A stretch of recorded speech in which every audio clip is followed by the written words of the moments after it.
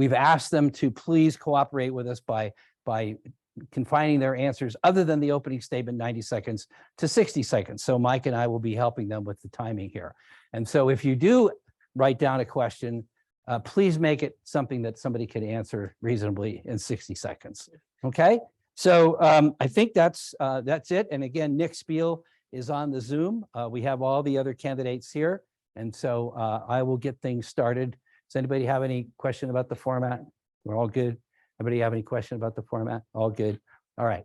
So so you can see their names here. I don't need to introduce them to you. They will introduce themselves to you. But we're really pleased that we have all 11 candidates and thank them for that. It takes a lot of courage to run for elected office these days. And so whatever the outcome of this is, we commend you all for putting your foot forward. And we have two incumbents here who have been through it, but you know, this is a new experience for some. And so, you know, if we don't have people in our community willing to step forward to be an elected official, you know, we're in trouble. So at any rate, I want to ask the candidates now, we'll go to start here from left to right, to give us your opening statement. What is your professional background? Why you chose to participate in this year's council election? Highlight your most important qualifications for the job and what you've done so far to prepare for the role. We'll start with Ms. Ramirez-Thomas. Good evening. My name is Nicole Ramirez-Thomas, and I have a BA and an MA in anthropology, and I work as an archaeologist and a preservationist. I own a small consulting business that assists clients with compliance, planning, and entitlement of their land development and preservation projects. Through my career, I have worked at all levels of government, including many years spent working in and with local governments. I understand the implications of policymaking and how it drives outcomes within a community. I'm running for South Lake Tahoe City Council because I believe that local government decisions and policies have the greatest impacts on our daily lives. As someone that is a practitioner in understanding how human behavior, decision-making, and preservation makes communities better, I am uniquely qualified to understand how the policies we make strengthen our community identity and help us create a place where we want to live, work, and play as residents. If I'm elected to the City Council, I will bring equity and diversity into each of the decisions I help make on behalf of the community. My focus will always be on quality of life, and I will strive to promote policies that stimulate economic development for people at all economic levels, and I will promote environmental and cultural stewardship. Focusing on these things will strengthen our sense of place and community identity. Community identity is what creates resilience. By coming together, we can do more. Thank you. Hello, my name is Joby Cephalou, born and raised in South Lake Tahoe, as were my kids. I started mile high fishing now in my 30th year, owned and operated Al Tahoe Laundry for 15 years. I'm a licensed realtor in both California and Nevada with a very good understanding of the agencies, commodities, unique challenges of operating business and building in this very difficult environment. Past president of Little League for 8 years, coached and athletic director at St. Teresa's School, founded and managed Elevation Elite Youth Basketball Club, which helped fund many youth sports, music, arts programs. I served 2 years on the South Lake Tahoe Planning Commission, 2 years on Parks and Rec Commission. Currently beginning second year of a 2-year term on the Tahoe Keys Board during some really tough times. Now is the right time to bring my many years of experience working successfully and giving back to our amazing community. This city is at a critical juncture of which we need to find fiscal responsibility, adequate funding for our ailing infrastructure, affordable housing with incentives, understanding highest and best use drives development, sustainable public works, meaning roads and plows, support our fire and police through funding, training, and diversity, lead the way in reducing our carbon footprint with a common sense and sustainable approach. So supporting our small business from a perspective of collaboration with common sense and our community has changed in many ways throughout my life. We need leadership that will bridge the gap between demographics and our multicultural population. We are Tahoe strong, and it's painful to hear many in our community feel that they are not heard or part of the community. I've worked, played, lived, and loved this community my entire life, and I believe my relationships and ability to bring folks together with an open mind is my greatest strength. Brad. Okay.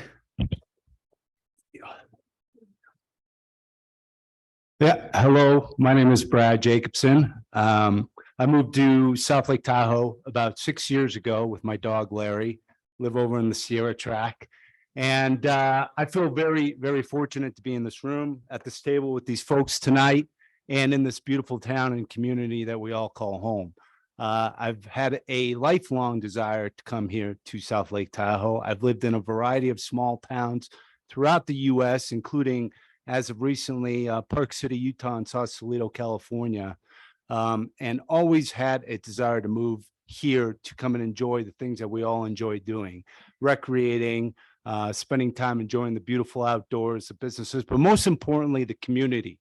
And as we look, at the people sitting next to us and understanding what the wants and needs and desires are, I wanted to take an active role in participating in that. And I wanted to be involved and stop standing on the sidelines and be involved in making a change and making a difference in our community. There's a lot of things we need to tend to. My background is business oriented. I owned and operated a world leading ice cream cone and ice cream sandwich wafer manufacturing business. We had over 500 employees, produced about 1 billion ice cream cones and 2 billion ice cream sandwich wafers per year.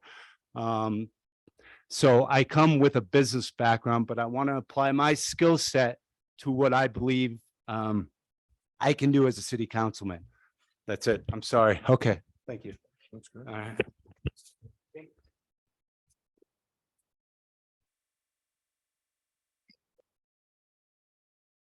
Ready? Thank you for the opportunity for me to be here this evening with you. My name is David Jenkins, and I'm a native Californian, a retired city manager. I'm a former major in the California State Military Reserve and a past president of the Rotary Club of South Lake Tahoe. I've lived in South Lake Tahoe for 20 years and have been married to my lovely wife and best friend, Terry, for 40 years. I'm running for city council because I care a lot about our community. I care about all our residents and our future. Candidates were asked what has prepared them to assume the role as a council member of South Lake Tahoe. Actually, I think I've prepared myself all my life to serve in that role. I hold a master's degree in public administration with an emphasis on urban planning from UCLA and a bachelor's degree in political science with an emphasis in Latin American studies from UC Berkeley. I'm proficient in Spanish and lived in Mexico as a student. My work experience as a city manager means that I can hit the ground running, knowing the issues and how our local, regional, and state and federal governments work. I will ask the right questions as a policymaker, get answers, then get things done. Speaking of the issues, let me say that a lot has been accomplished, and I want to commend those who have done that and on the council. And I would like to build upon that, what has been done, and focus in part on repairing our roads now, setting budget priorities, no new taxes, more affordable housing, and protecting our environment from all hazards, including the harm from hazardous fire. So I guess I have to stop and I say, and I have no conflicts of interest. I'll use this. Oh, smarty. Can you hear me? Okay, I'm Tamara Wallace. I am currently on city council. I've spent the last 4 years fulfilling the promises that I made to you 4 years ago. Police, fire, roads, housing, snow plows, those kind of things. I had served previously on the planning commission for 4 years also. My background is I ran lodging properties here in the community. I was in the Chamber of Commerce business, go Chambers. And I've worked on the current strategic plan. I'm very proud of that document. I look forward to a new council because whether Cody and I get elected or not, and I hope we do, we will have a new council because one or more of these people up here will be elected as well. We will be relooking at that document.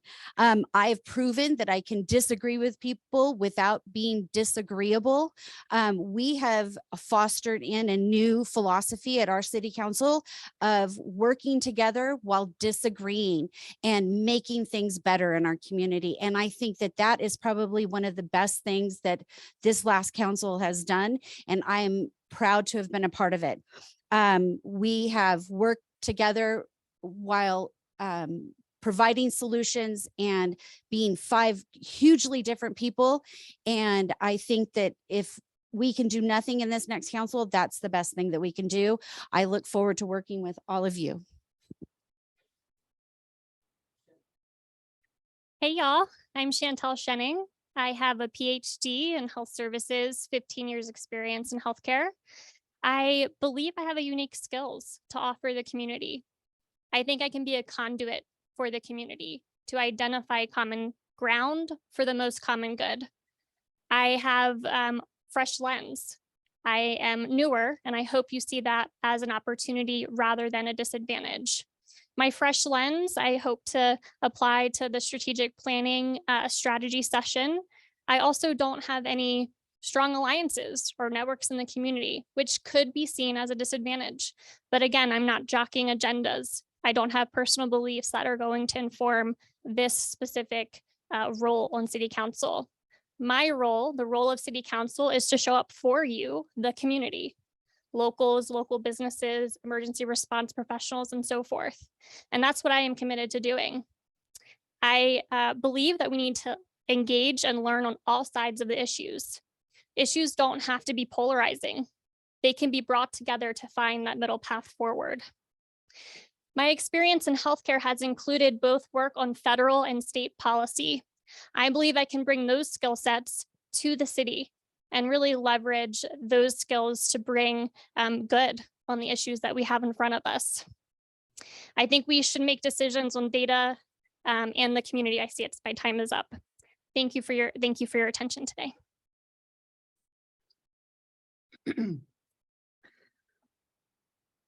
Hello, my name is Scott Robbins. First, I'd like to thank the Chamber and their collaborators for hosting this event. I'm running to support the locals in our local government, bartenders and baristas, nurses and retirees, the people who live here, work here, play here. I'm running because I love Lake Tahoe, its mountains and its people. I'm running because my friends, their friends, and many of the people we all care about are struggling to afford housing, because our roads need to be repaved, and because we need a fire department that can retain trained staff. In the last 20 years, our community has increased the number of housing units by 20%. But in that same time, we've lost 10% of our local population, and we've lost 36% of our school enrollment. We've built vacation homes and lost locals and families. This is not a healthy path. We cannot continue to prioritize the interests of developers, casinos, and the resorts first, and locals last. These are the wrong priorities, but they can be changed. If we choose, we can put locals first. I volunteered with the Warm Room, Search and Rescue, and Tahoe Neighborhoods group advocating for Measure T that eliminated vacation homes from our neighborhoods. I believe in public service and the value of giving back to the community. I believe that local government can and should prioritize local residents. My top priorities are affordable housing, roads, and fire protection. And I look forward to discussing the details of these critical issues over the rest of this evening. Thank you. Good evening. My name is Cody Bass. I currently serve on the city council. I moved here 25 years ago and started as a snowmaker at Heavenly for 6 years before opening a coffee shop known as Hot Gossip. Years later, I opened the first cannabis dispensary here in Lake Tahoe, which is right here, Tahoe Wellness Center. 4 years ago, actually, let's start before that. 5 years ago, never did I ever think I would be up here serving on the city council. But I can tell you it was a passion that brought me here to really see sensible change. And from a local's perspective, we really, 5 years ago, needed that change. And I'm proud to say today that I'm running again because of the great change that we've made over the past 4 years. And I want to see that continue. I really have a passion for what we've been able to accomplish in 4 years through the unity and through some real hard work from just incredible people. And it's a real honor to be able to serve this community and to see us transform and move into the directions that we need to through such interesting times that none of us never knew that we would be seeing. What we've dealt with through COVID over the last 4 years and what we've really been able to overcome is really a remarkable thing. And I really look forward to continuing that. And there are so many things that we've started over the past 4 years that I would really want to finish. And honestly, the work is hard. I know what the work takes. I've been here for 4 years and it is a very real commitment. And I'm very ready to stay committed to see through what we've started with transit. The transformations that we need to see are just beginning. And when I began this mission, I was told that it would take a long time, and here we are, and I'm ready to continue. So thank you. You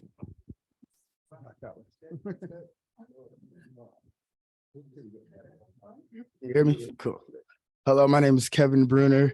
I was gonna write some stuff, but I really believe in being in the moment, and this city has really allowed me to live in a moment of just unbelievable sustainability and comfort to thrive in a place where, you know, in my background, we don't come from. I come from East Oakland, in a foster system, very diverse with a lot of different homes. I take those traits and I see it in this town. You know, we talk about it takes a community to raise a child, right? So I consider myself a young child, and you guys influenced me to give my heart back to what you guys gave me, whether it be dealing with social injustices, you know, our pandemic, the things that we're here today, our strategic plan for the next 5 years.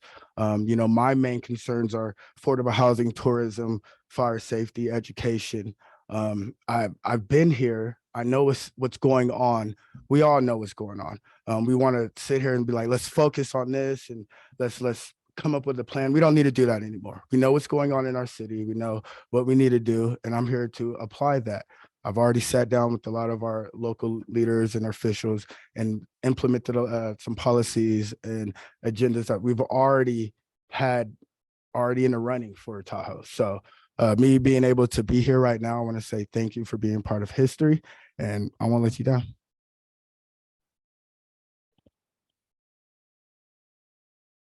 Hi, I want to thank you for the invitation to be here tonight to speak. My name is Sherry Eddy, and I am a 44-year resident of South Lake Tahoe. So I have seen a lot in our community. I've met my husband here. We've been married for 33 years, and we have 3 wonderful children that were born and raised here, and 2 of them still live here. If I'm elected, I will be a voice of reason, logic, and common sense for our city. I will weigh and balance the issues and, you know, really go through them with a fine-tooth comb. I feel that there are some non-essential items that don't necessarily benefit our community, that aren't necessities that we've been taxed on without a vote. They use our tax money to pay for, and we don't get a voice or a vote on it. I'm for our firemen, our police. You know, we need to do something that will keep them here. We were down to 3 police officers on patrol at one time, and it's because our firemen and our police get their training, but then they go off the hill because not far from here in El Dorado County, they're getting paid more and have better benefits. Our roads are an issue to me, our residential roads, and I'm really happy to see that on Washington, Tahoe, 3rd Street and Tahoe Keys, they have taken the roads up and are redoing the roads. I want to see that for our community, for our residents, in not just a few areas, but in many. Thank you.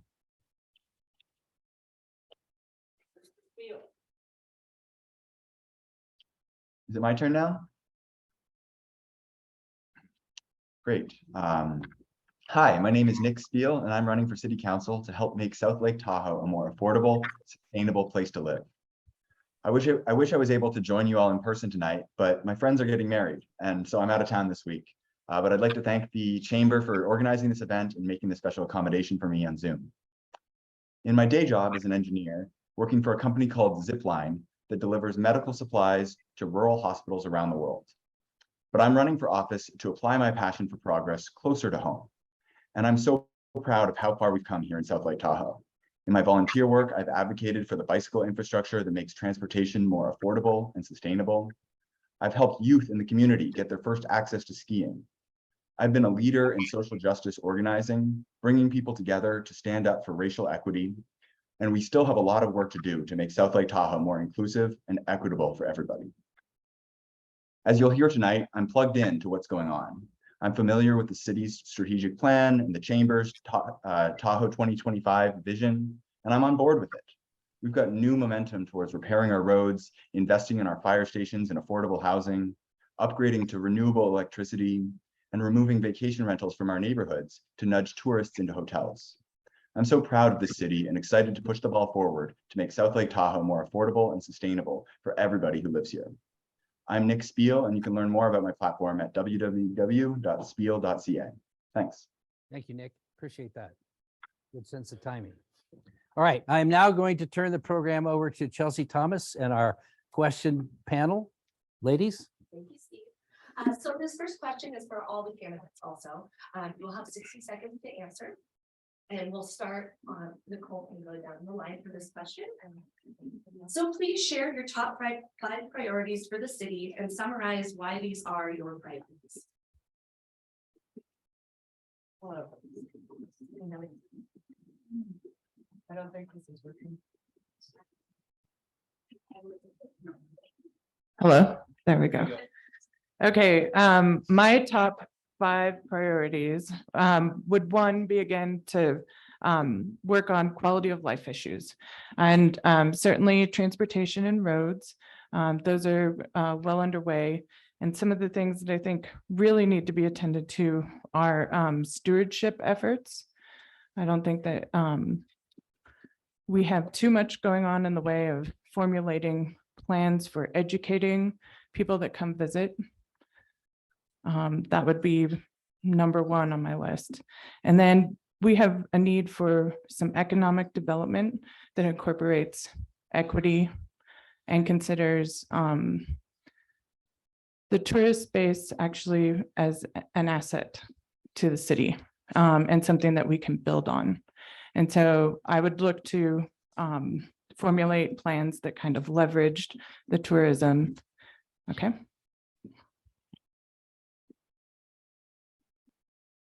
Question one more time, please. Please share your top 5 priorities for the city and summarize why these are your priorities. Affordable housing is the key to all the rest of my platform. We need to find more units in town. We need to think outside the box. As a city, we need to look at the area plans and find where we can increase densities so that we can make the highest and best use affordable housing, not condominiums and luxury homes.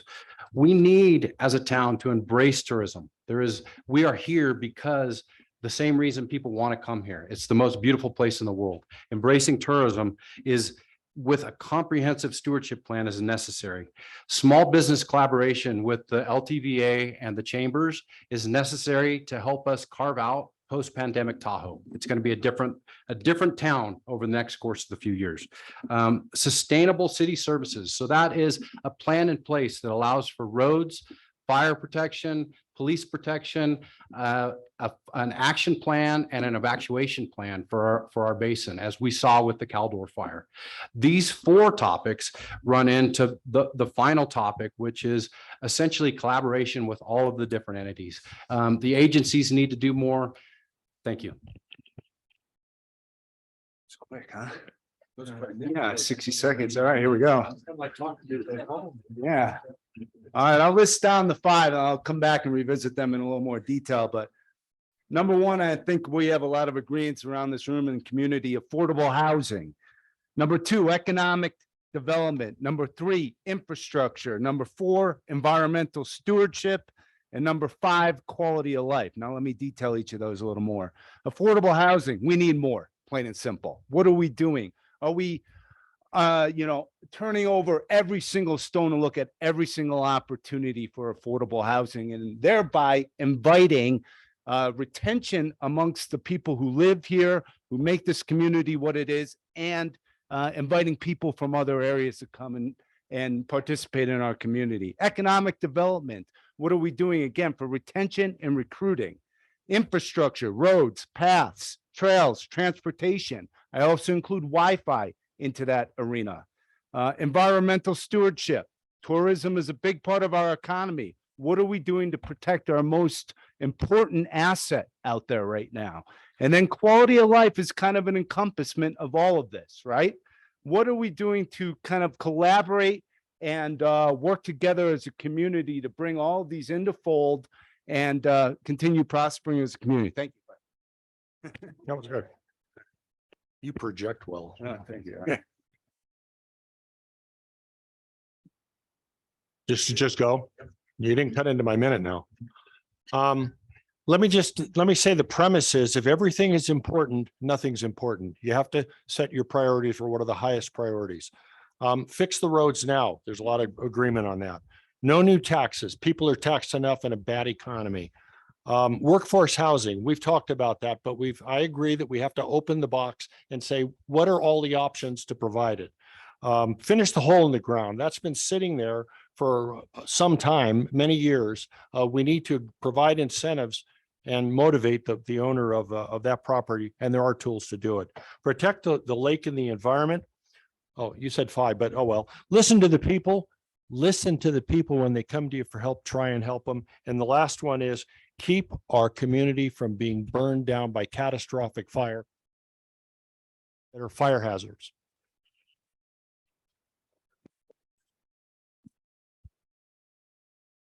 Okay, can you hear me? Okay, number 1, housing.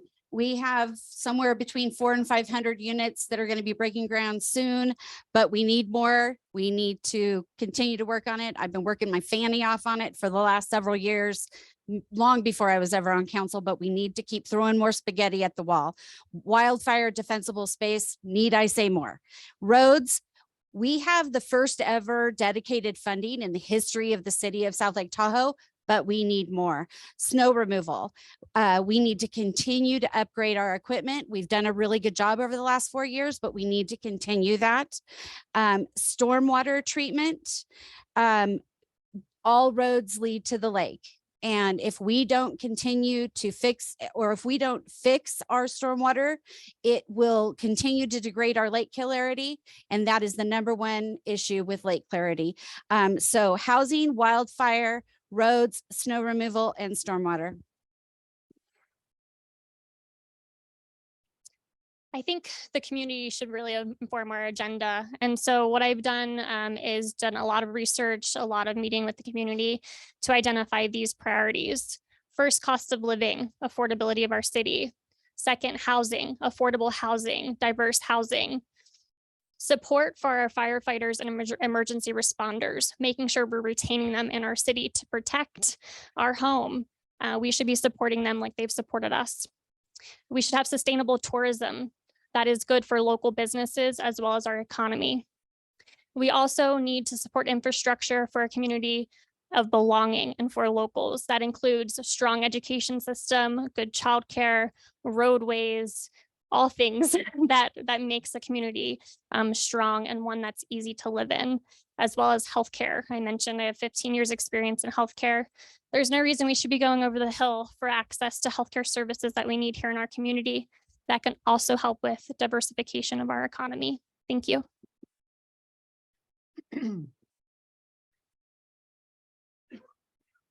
My top priority is housing. Half of all the housing units in South Lake Tahoe are empty second homes. We have to unlock that resource. We cannot realistically build our way out of it.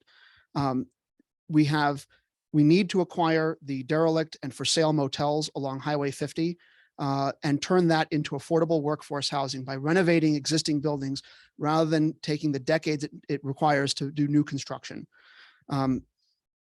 The city's response to the housing crisis so far has been very timid. The 2 primary activities in that regard are lending to locals and the Sugar Pines project, which have so far to date housed a grand total of 23 individuals. This is not the kind of aggressive moves we need on affordable workforce housing. Second, roads. We need to actually pave our roads. We just spent $500,000 or nearly $500,000 of local taxpayer money on paving the airport. That needs to end. We need to pave our roads.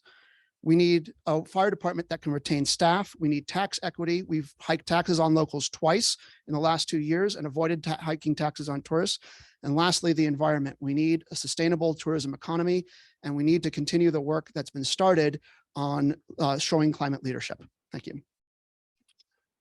So for me, I think that for transit and transportation as a whole, including our roads, and I'm really happy to say that for the first time in 20 years, we've had 3 million a year since I've been on council into our roads.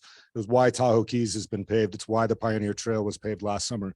I want to see that continue, but transit is such a key element of what we need to see continue being supported. And what we've seen with Lake Link and the data we've seen come back from that is really substantial in the way we can transform this town. I think transit is probably for me the number one thing that I would like to continue forcefully after, and making sure that we see a reality there. Housing is absolutely a top priority without a doubt, but are we housing developers? We're not. We need to allow developers the red carpet path to housing and making it possible. That's, I think, one of the things that we constantly work at housing projects, but we need to put down the barriers to entry for these developers to see these things through. Destination stewardship and really working with our tourists. The tourism economy is always going to be our #1 economy, and we must work with our tourists and in all of our lodging properties to make it work better. Leverage development and expand recreation opportunities like the skate park and many other trails. All righty, affordable housing. Let's look at options and incentives for vacant properties and getting second home owners to provide long-term rentals. We want to go ahead and utilize our vacant properties. There's rules and regulations and ordinances to go purchase new properties here in Tahoe. So let's focus on the ones we do have, renovate, and allocate money back into the ones that we already have. We can take care of that. Tourism, we need to promote stewardship as an essential part of visiting Tahoe. Transportation, environmental awareness is vital. Just like the ban of plastic bottles is being banned. One thing I learned was let's condition people that come to our city to be clean. Let's not trash Tahoe. Fire safety. Wildfire is part of life in the forest. We can strengthen our neighborhood and dialogue and create safer evacuation plans. I attended a meeting, Firewise, shout out to Firewise, and that program, our leaders in our community, if we can get people more aware about things and get them together and collective and help each other understand what it is to evacuate properly, we can take care of that problem as well. Education. I want to champion for our locals to create mentorships that lead to a thriving economy and future for all. Kids is our next generation. We got to focus on them. Let's create jobs that we are doing now and actually utilize grants and free money that we can actually give them. And, we don't have to worry about money, so we can actually have them ready for, stepping out into our society. This is working now? Yes. Okay, thank you. It sounds like we all are on the same page for many issues. And, I'll start with local taxes. And, that's an issue for me, spending on things that are non-essential, non-beneficial, not necessary for our community. 70 to 75% of people in the US are in or near poverty due to overtaxation in federal, state, and cities. Because of the taxes. Number 2, local youth. They are our future. We need affordable housing for families and for others that work here, of course, but our youth is our future. Our firefighters and police assist to give incentives to keep them here so that they're not having to go off the hill to support their family.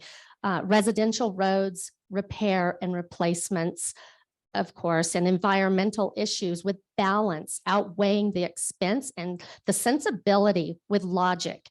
At what cost are some of these things, and are they over the top environmentally? For our forestry to continue to be able to thin out some of the forest, because I have a horse and I ride, and there's some horrendous tinder boxes out there that are just waiting for wildfire.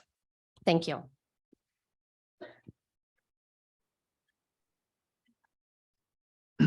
Hello. My top priorities are housing, transportation, and renewable energy. Housing, of course, is such an important issue that cuts across the economy, and there are 3 main ways that we can tackle this crisis. One is encouraging sustainable development, encouraging developers to be able to build multifamily housing close to transit, subject to modern building codes. We can also subsidize affordable housing, completing the Sugar Pine Village project and others like it.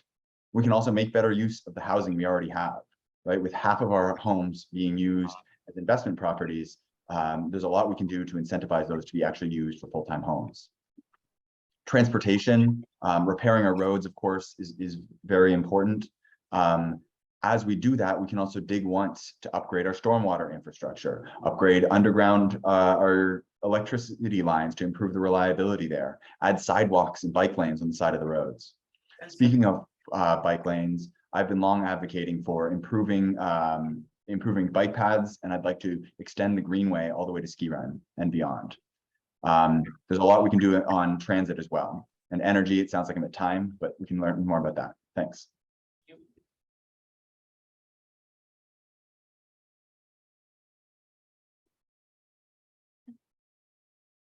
I have the next question. Is this one? No. I have the next question, and this question is for table A only. So let's start with Tamara and then move to the left.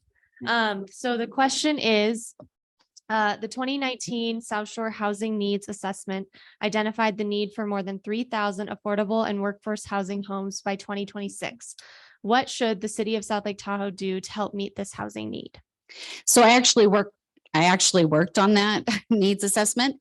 And it's actually a huge number. It's from, however, it's not just for the city of South Lake Tahoe, but it seems insurmountable. What we have done on city council and what I have tried to do with my other things that I do in the community, I talk about it all the time, and many of you have probably heard me say this, but we try to throw spaghetti at the wall and whatever sticks. So we find all of the pieces of property that are available. We make it really easy for developers, but we also try to open up that housing stock that is out there that is not being utilized as effectively as it could be. The second homes, the homes that aren't being used even as second homes, and open that up for people to rent locally, the landing locals, all of that. So we just throw everything at the wall, and whatever sticks, we're going to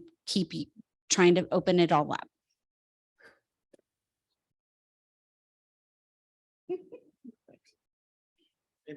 Is that the same question?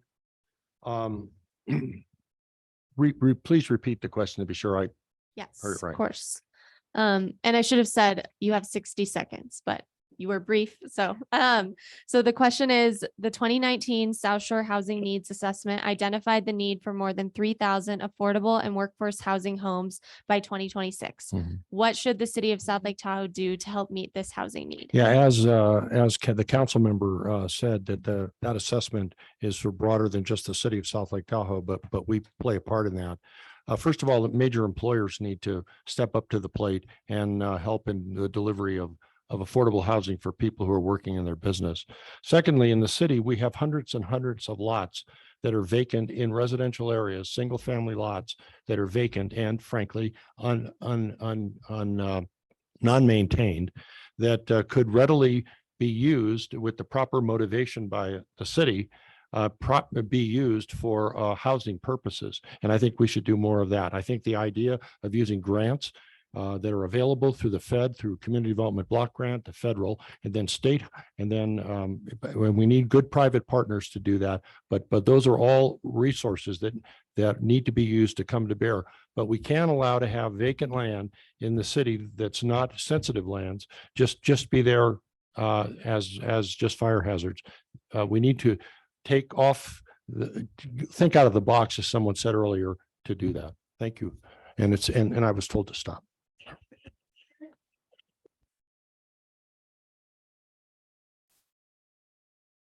Okay, well, I'll echo what was just said here before. I think, what the message is, we have to explore all options. Everything's got to be on the table. We have to be creative. We have to collaborate, and we need to communicate.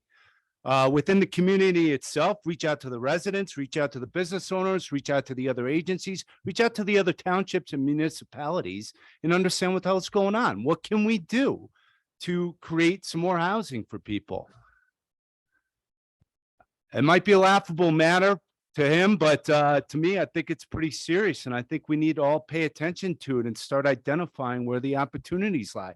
I am cautious also about just inviting too much development, because I think we need to be responsible about it and find the right partners to come into and create this new platform for us. So not just, wildly and kind of, I don't want to recklessly develop at all costs, but be strategic and calculated about what we're doing.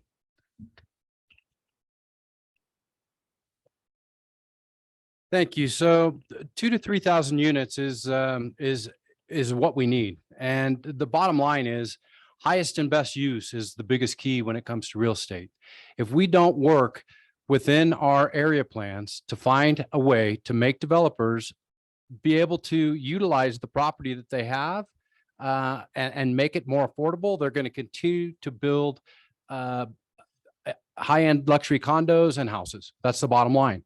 So what we need to do, we need to incentivize. We need to look at area plans. We need to look at where we can increase densities within the town and make larger projects more profitable for those developers to come in and build. Using the second homeowners as the battering ram for this is just not the right way to go about it. We need to incentivize through the city, through a plan of looking at the area plans and finding where we can increase densities and we can make the highest and best use be affordable housing, not luxury condominiums.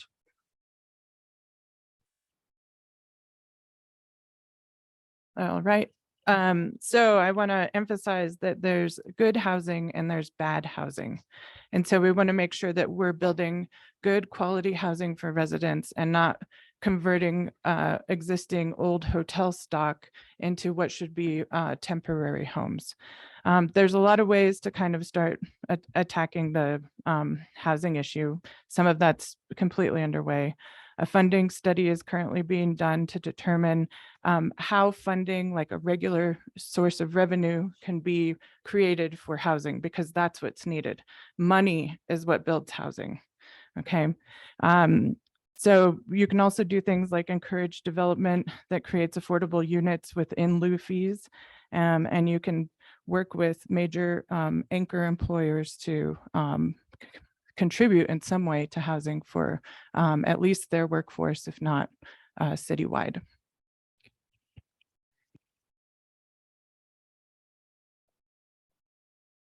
I guess it's probably my turn now. There have been a lot of good ideas thrown around here, and I think we need to do all of them.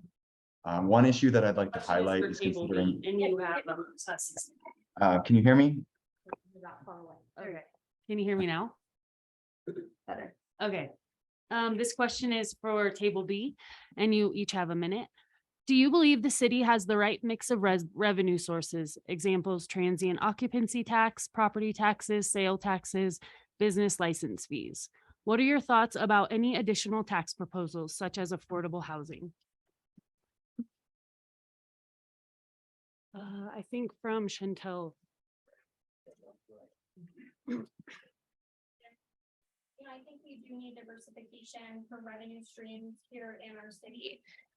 We are relying heavily on tourism, which I do think we need to have sustainable tourism in our city. I also think that for affordable housing, we need to look at all options, but be data informed and engage with the community to identify what that is. So I would put the question back to the community about additional taxing for affordable housing. I think that we could also look at raising the transient occupancy tax, which is lower than San Francisco. I also think that we could look at other types of taxing to help with affordable housing. But again, I would look for data with input from the community to really guide the decision-making on that. Thank you. The question is, do we have the right mix of tax revenue? The short answer is no. Twice now in the last 2 years, the city has raised sales taxes on locals. Both a general sales tax on every item that a local buys every time they go to the hardware store or the sporting goods store or buy a service. And again, recently, a 6% sales tax on cannabis. These are taxes that hurt locals. And in both cases, we avoided any consideration of taxes on tourism to make the tourism industry work to support the local workforce. We can and should raise the transient occupancy tourist tax to a degree that is significantly higher, at least than San Francisco. And more importantly, we need to look at a vacancy tax on the empty second homes, which will raise a huge amount of revenue, not affect any locals, and dramatically incentivize the conversion of a large number of second homes to rentals or sale on the local market. Vancouver has a sales tax of a vacancy tax of 5%. 30% of Vancouver's second homes were turned into local housing. This was also done recently in Oakland, just starting this year, so it can be done here in California. So the short answer is no, but we can do better. So yes, I would agree that no, we would like to have a more dependable revenue source. The fact is the largest part of our revenue is the transient occupancy tax, which is also really the most viable. We could, at any downturn, the TOT tax is going to also be a major downturn as we've experienced in the past. So as we look at our economy, a second economy that supported more general sales tax into our revenue is a better thing. The other thing that I've always wanted to look at, and something that I think we should continue to explore, is to become a charter city, which we would then be able to charge a transfer tax on all of our real estate that we currently aren't getting. That would bring into the tune of about 4.35 million into our general fund. This year alone, at our last budget workshop about I guess it was 2 council meetings ago, I was able to find just about another 1.7 million, I believe it was, that we didn't even have recognized as undesignated funds that were undesignated funds. So we are in a pretty healthy situation as our budget goes today. But looking into the future and looking at how vulnerable we are with being as heavily dependent on TOT tax, a better, broader tax base would be good. That being said, I do not support new taxes at this time anywhere in the state of California. Yeah, so the TOT taxes, of course. But one thing I really want to make clear is that no one likes to pay taxes on things that don't get done. For example, Measure T, we made an incentive on hiring those taxes for the whole VHR's Area B ordeal. However, that's didn't help our affordable housing. Same thing with the cannabis taxes, 6%. That money is going towards nonprofit organizations. I would like to know what profit or nonprofit organization that money is going to. So like I said, there's no need to engage in new taxes, but to allow the taxes that we do have be allocated to the sources that we say that they're going to. But again, no new taxes. Let's deal what we already have now and fix that. There's no need to do some new stuff where we already have a system that can work for us already. Well, he touched on some points that I would have said, and I do agree, but I do stand firm on, at all possibility, not to raise taxes for our local community. I would need to be able to go over the budget, see what is there. Cody said there is some in there that they didn't, that they didn't realize, and that could go towards that. But I do believe that our community should have a vote when taxes are being raised on the locals, and a community overtaxed is difficult on the locals. It makes it difficult for, providing and for them to be able to live here. The vacancy tax on second homes, maybe take into consideration some of those. We have a neighboring house right next to us where the couple comes up maybe 3 to 4 times a week, a year. So they're there 1 week and then maybe another week, another time. And that's it. They're there possibly a month out of the whole year, but not consecutive. Thank you.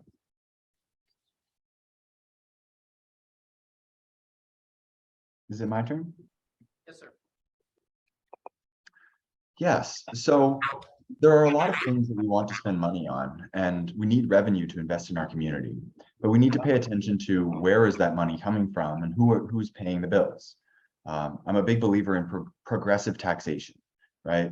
So those with more income should be paying a larger share of their income than those with the least. And we have all these different forms of tax, whether it's property tax or hotel tax or sales tax or cannabis tax.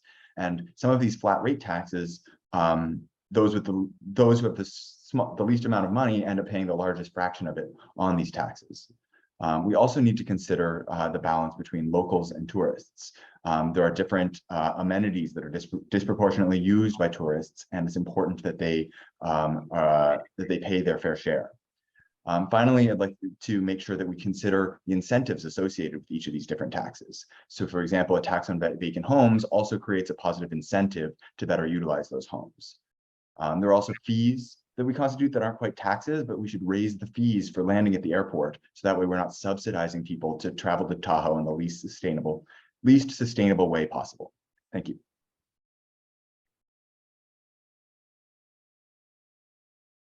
All right, this one is for table A. Again, 60 seconds per question. And this time we'll start left. You're right, it's allowed. Okay. The city council has established a target of achieving 100% renewable energy to power its municipal operations by 2030. Do you support this goal? And if so, what council actions would you support to reach that goal? All right. To start, yes, I support that goal. I think it's a challenging goal. And I think in order to achieve it, that it would be necessary to kind of settle on what sources we would focus on pretty immediately, so that infrastructure or anything that needed to be built to get it done. Funding is going to be another element, because money is always a need. So those things need to get started underway. And I think that actually one thing that needs to be decided is, are we going to try to diversify our energy sources in a way that allows us to become carbon neutral, or are we going to be looking towards one or maybe two energy sources to do that?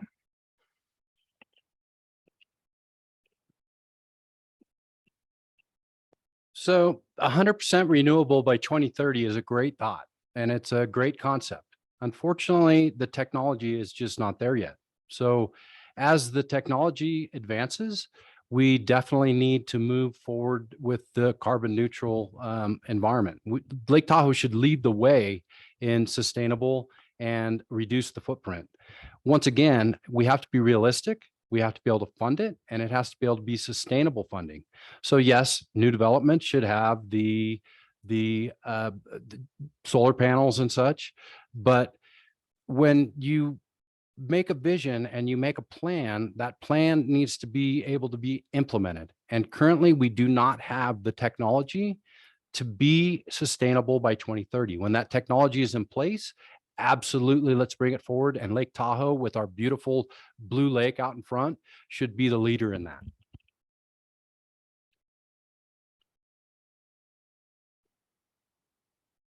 Okay, I think, of course, aim high and always strive for the best case, plain and simple, right? And that begins with some transparency and identifying what our highest kind of focuses should be about where we can have the most successes early on. I agree with him about understanding the cost versus reality of what's available to us, implementing in a strategic way, and spending the money, time, and energy to make sure we're getting the biggest turns at the beginning. I think we could also work hand in hand with partners about identifying those technologies and putting ourselves in a position to be at the forefront rather than chasing it. Also, and I keep kind of coming back to this, I think communication with other towns where we've seen successes and understanding what they're doing day in and day out to accomplish these goals and mirroring those is a good way to run council in a community. Thank you.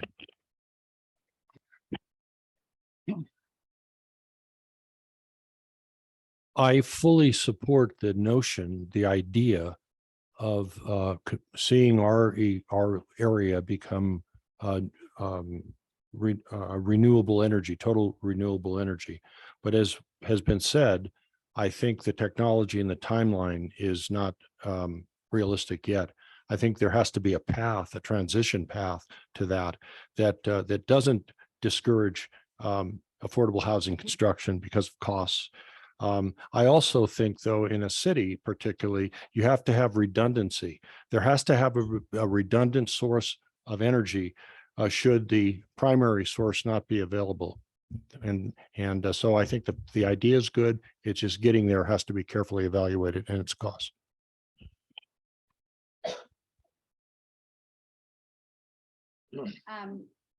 I too support it, but I see the problems with it. For instance, we recently got a progress report and we're going in the wrong direction. And if we can save money with solar, I'm all for it. So I think that it also needs to make fiscal sense. I would prefer to spend our dollars on something that can actually make a difference in the basin. And that would be on something like a water quality projects and putting in a stormwater system that would keep all of our drainage from the roads going into the lake. And that would actually make a difference in the water quality and in lake clarity.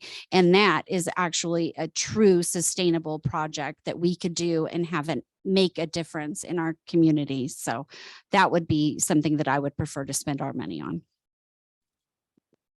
So this question is for table B, and we'll start with Nick and work our way down.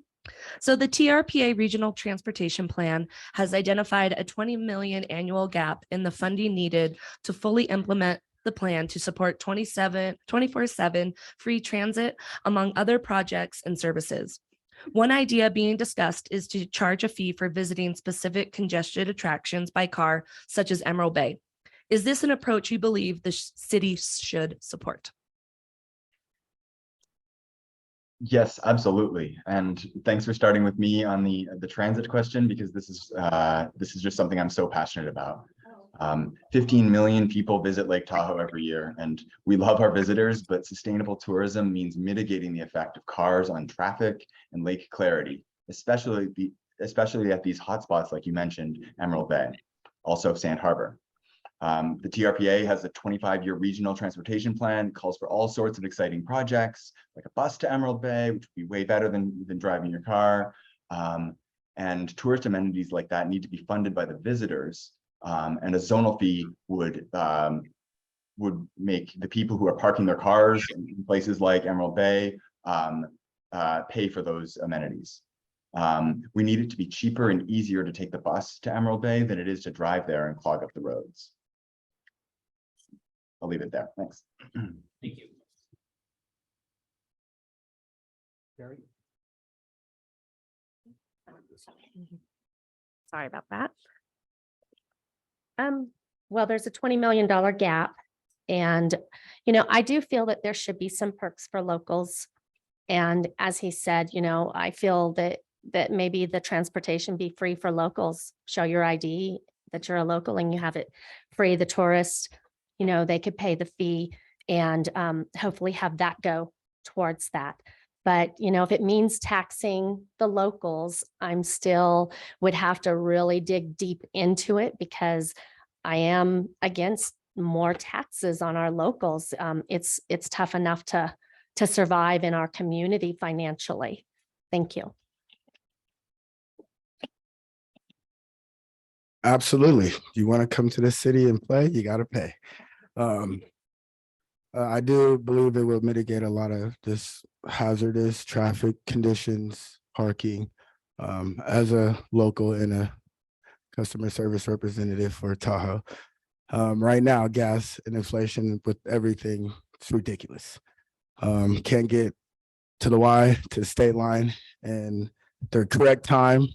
So, just having that incentive of having our employers allow their employees to get on a bus or some type of transportation without already costing more money out their pocket. We're already paying taxes. We're already working. We're already trying to survive. Let's leave our locals in good standings and bless them. But people want to come here. Let's pay. We do it. We go to the Bay Area and pay, so let's just reciprocate so we can have a sustainable revenue for our city. That one on? Here, can we get this to HM? All right, we got them all. Got him. So yeah, this is a complicated issue, one that is constitutionally challenging possibly because we can't just necessarily charge a local different than we charge a visitor from the Bay Area. We're all Americans. We all have the right to access Emerald Bay. And if we are going to charge a fee, we all get charged the same fee, kind of like when we cross the Bay Bridge. So as much as I do want to support and say, yes, we need to tax the tourists that are coming into these zones, we all would have to pay that tax equally. And that becomes a challenge around, as a local, do I want to be paying a fee every time I go to Emerald Bay? However, it's very real that we have a $20 million shortfall. The other thing that's very real is we currently have 10.3 million in transit funding from federal and state agencies to fulfill South Shore's transit needs, and we don't have a bus running past 8 o'clock. And I think the first thing that we need to do is we need a transit agency that serves the South Shore made up of the actual municipalities that it serves. So we need a transit agency that is served by El Dorado, Douglas, and the city of South Lake, and then use that 10.3 million in the most efficient way possible, prove that we can deliver a service, and then work to 24/7 service. But it's a far way out and we're working hard at it. And that's one of the main reasons I'm continuing to run for council. Thank you. The question was about the basin entry fees. The short answer is I would not support any basin entry fee that tax locals. If it's something that exempted local residents and workforce, people who work in our industries here, then that's something that is, I think, worthy of consideration. But we have to also be realistic about the difficulties in doing that. Highway 50 is not a city road. The city can't make that decision. That's something that would have to be done through the state of California, and the odds of that are very long. It's worth pursuing on the condition that it exempts local residents, but we have to keep in mind the realities associated with that. I do want to point out that the shift to free buses was an enormous improvement. That's something that other alpine towns have free bus services. And I think that's an excellent move on the part of our regional transportation authorities. But the buses that don't run into the evenings, for people who work at State Line, people who work the dinner shifts, those buses basically don't exist for them. They can't take them home at night. And Lake Link, one of the alternative transportation systems, hasn't been properly funded by Douglas County. So we have a lot of challenges when it comes to transportation in our environment. And yes, basin entry fees should be part of that consideration, but we have to be realistic about the challenges involved, especially at the municipal level.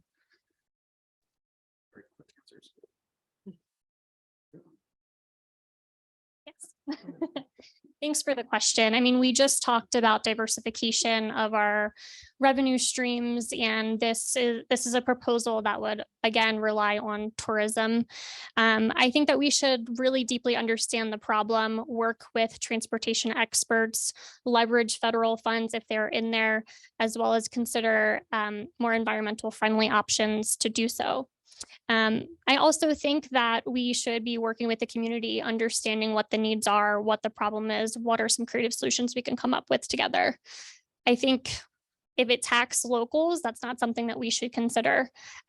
We also need tourism for our local businesses, and I worry another fee will hurt our local businesses. Again, I think we should leverage federal and state funds. I also worry about additional fees for lower income communities, communities that already have inequitable access to our recreation services here. Thank you.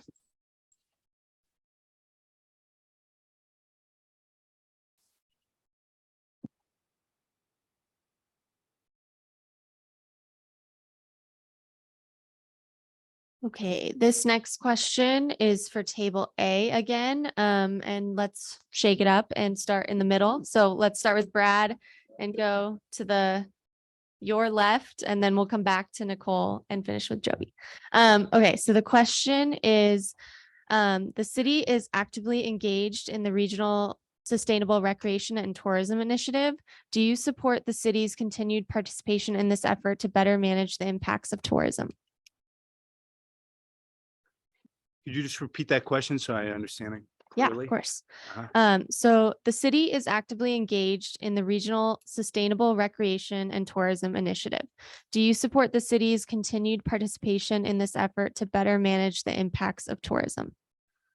Okay, yes, I do support it. I think it's integral to kind of what we've all been touching base about all night long on some of our key agenda items in terms of what our main kind of income stream is and how we identify as a community.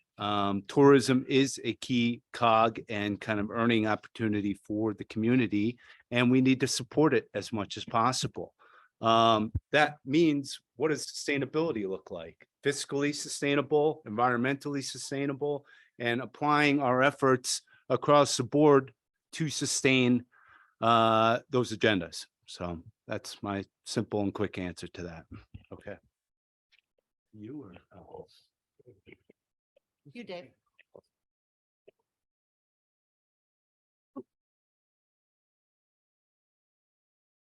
I support the concept of sustainable recreation, but I would have to know what the priorities are and where the money would come from and from what that money would come from in order to achieve that. Would, for example, money to build trails take away from paving the poorly maintained general city streets or not?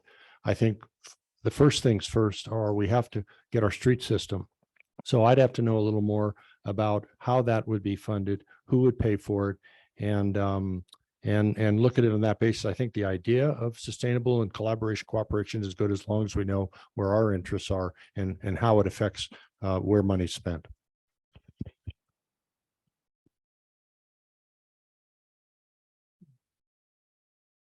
So I have a little bit of a different viewpoint on this. Whether or not I support it will rely upon whether it's a top-down or a bottom-up approach. And I'll give you an example. A top-down approach would be whether there are signs coming into town about peeing and pooping in the lake versus putting appropriate trash cans at the beaches and parks. And that's top down versus bottom up. I'm all for a bottom up approach. I think that we need to do our part about sustainable tourism. It's all in how you approach it. And I'm all for a bottom up approach. We need to do our part about educating the tourists and doing the right thing.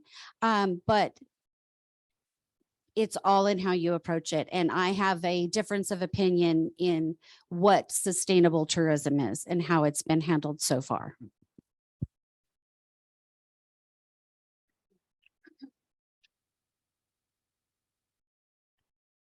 And just for the challenge, can you repeat the question again? Thank you.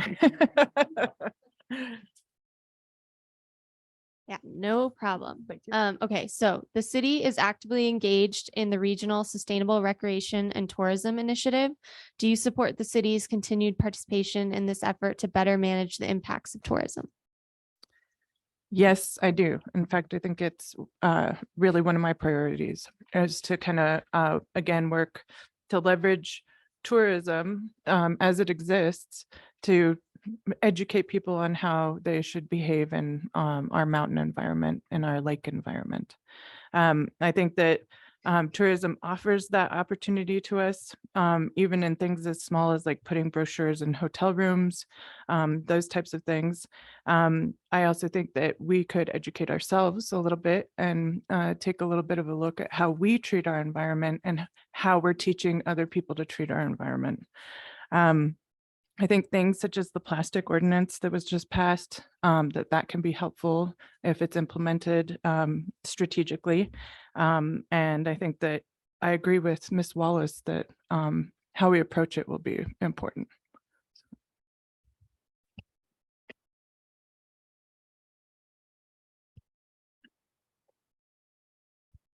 Sustainable recreation and tourism is the key to our success. So we have to look at the stewardship plan of how we're going to implement this, how and who is going to collaborate to make this happen, and where the funding and where the education is going to come from.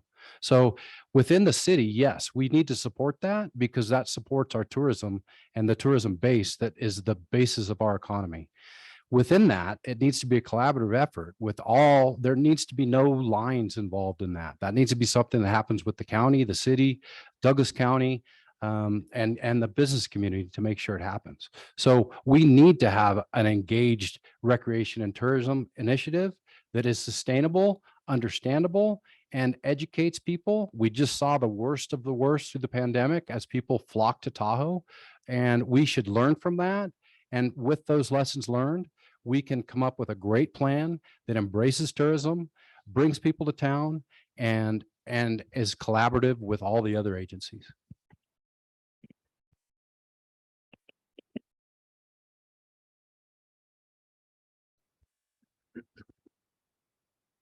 This next question is for Table B. A regional survey conducted recently in the Tahoe Prosperity Center reported 75% of Spanish-speaking residents believe Tahoe is going in the wrong direction. 86% said they need to work 2 jobs to make ends meet. What strategies should the city council engage to address these disparate impacts? Where do you want to start? Cody. So, I think this is also speaks to our housing issues, workforce, the workforce, and really stepping up to a living wage. And that is part of really our business community. And how do we really get that message out? Well, first, it starts within our city and making sure that we're paying a living wage in every job and position that we have within the city.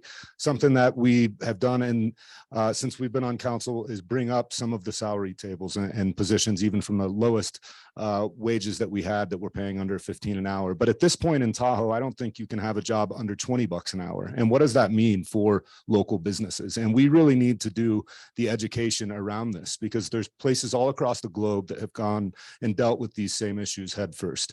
And what it does mean is that we do have to charge more for our goods and services. And we do need to realize we come from a region of people that are used to paying more for their goods and services. And when we have a living wage that is higher, we must charge enough to be able to pay that living wage. We cannot continue in the old mindset of poverty with a view. We have got to move on from that mindset.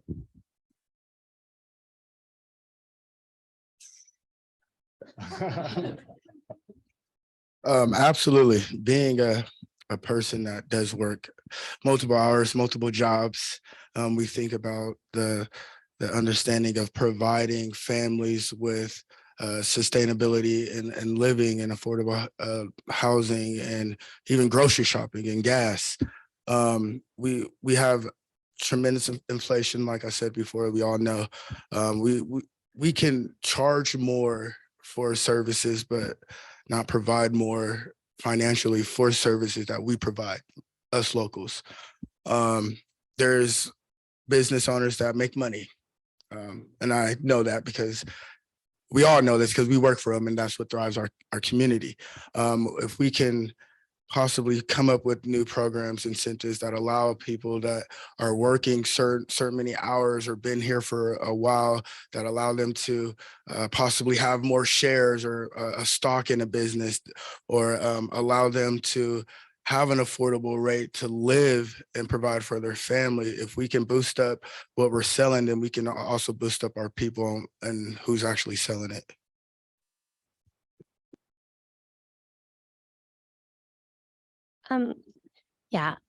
I am involved with a lot of the Hispanic community. I have done daycare. I have watched one family's children since they were infants, and I am tutoring the 4th grader right now with his online classes. I'm there with him throughout school. I think that we should encourage providing training, maybe businesses having, to encourage them to provide training for these higher paying jobs. The mother just got her diploma, her GED. I am so excited. Now the dad wants to, her husband wants to.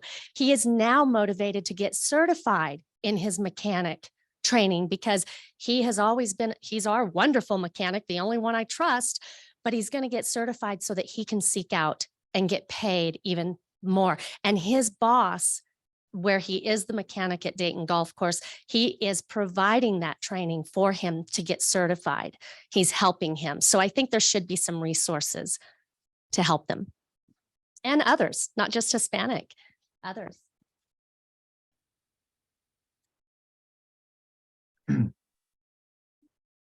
Yeah, this statistic is troubling.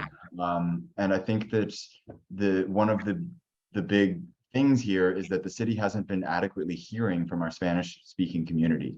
I think getting input from everybody in the community is vital for making sure that everybody's concerns are addressed. I'm taking the next month off of work to try to spend most of that time listening to folks, right? Getting out there in the community and talking to people. Once on council, I would love to carry forward the participatory government initiatives that John Friedrich has been championing. I'd like to make city council meetings more inviting for people to participate. I think as we hear from people, their voices will be represented more. So far in my listening, what I've heard the loudest is the need for affordable housing and addressing the rising cost of living. Thanks.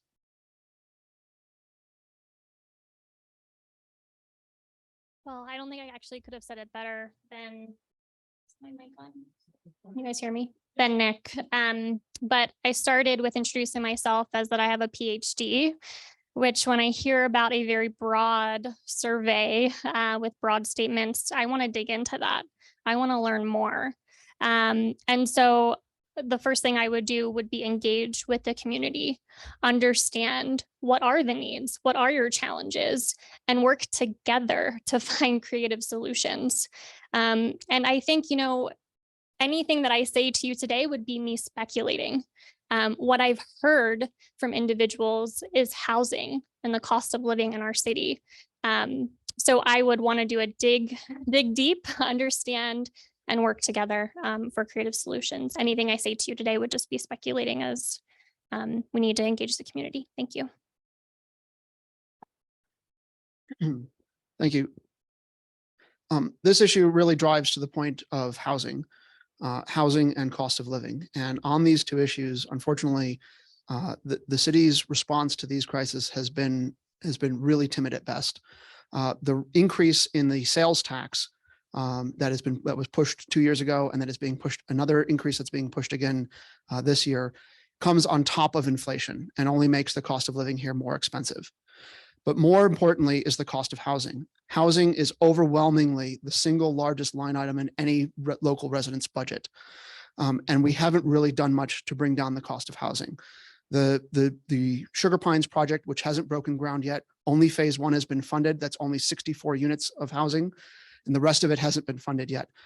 Lending to Locals, which is an affordable housing program incentivizing for second homes, has housed a grand total of 23 individuals. These are timid half measures. We have to deal with the fact that half of our housing units, 8,000 housing units, are vacant second homes. We need to be considering a vacancy tax to incentivize those houses to be converted into local housing, and to then fund the conversion of motels and existing structures into affordable workforce housing, 1 and 2 bedroom housing. Until we get a hold of this housing problem, this issue with housing stability is only going to get worse. And the lack of affordable housing is also an issue of family stability. That's an important consideration as well. That is something that hasn't really been considered at length at the municipal level, but needs to be. Thank you. Back to table A over there. Okay. Are you familiar with the city's 2021 to 2026 strategic plan? What strategic goals and priorities stand out to you? And do you believe in the value of a strategic plan to guide the city's action over time to accomplish goals that take a number of years to achieve? So a lot of questions, so don't be afraid to ask it again. Why don't we start with David this time? And then we'll go in that, start with Tamara and go the other way. David, and then, yeah. Have you been talking to my wife? Oh, it's working. So now that some levity here, could you repeat that? Yeah, it The was. city's strategic plan. Okay, I'll do it one more time. Are you familiar with the city's 2021 to 2026 strategic plan? What strategic goals and priorities stand out to you? And do you believe in the value of a strategic plan to guide the city's actions over time to accomplish goals that take a number of years to achieve? I think probably one of the first strategic plans that this city adopted was when I was city manager in between 2002 and 2010. But let me go to your question. I think I've read the document. It's been a while, but I have read the document. I think it's a good general document that talks about many good things that we would all agree on. But I'm going to go back to a statement that I made. If everything's important, nothing's important. We only have a limited amount of budget. We only have a limited amount of funds. And what we have to do is focus our strategic plan, our plan of action on what are the top priorities. And I've identified those, and you can go to my website that is here. You can, if it's upside down, but you can go to my website. It talks about what are priorities. I think you can have to focus on the basics first, and then you can proceed with all of the other fine things that are in the plan. If everything's important, nothing's important. And that's my statement.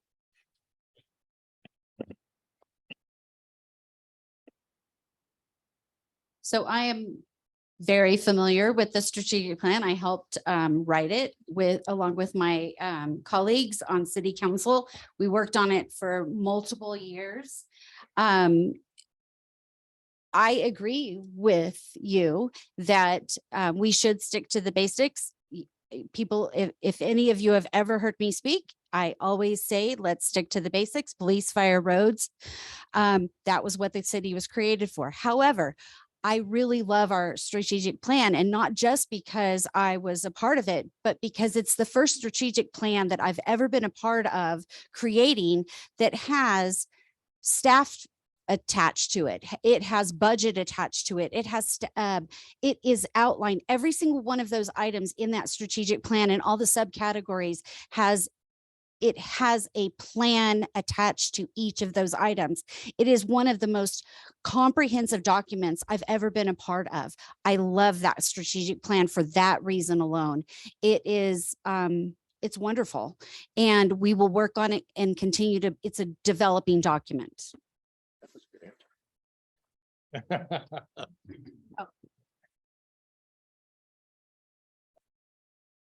Okay, I think I have all the questions down.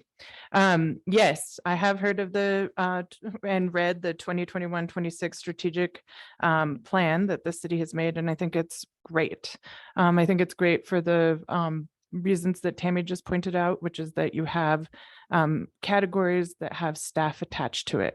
So it makes it very real, very tangible, and able to kind of workable, I guess is the word that I would want to use. I think that having a strategic plan is important. I think it provides focus. I think that focus is really important. Frequently, we start down a path and then the focus gets lost.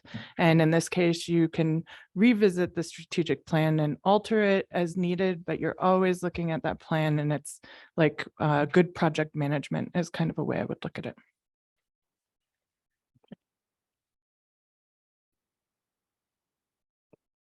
So yes, I am familiar and I have read it, and the plan is necessary. You have to have a plan moving forward, but within that plan, you have to have the sustainability and the funding to be able to do it.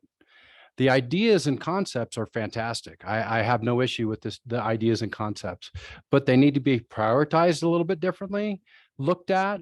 I would never try and unwind what the old council or the last council has done.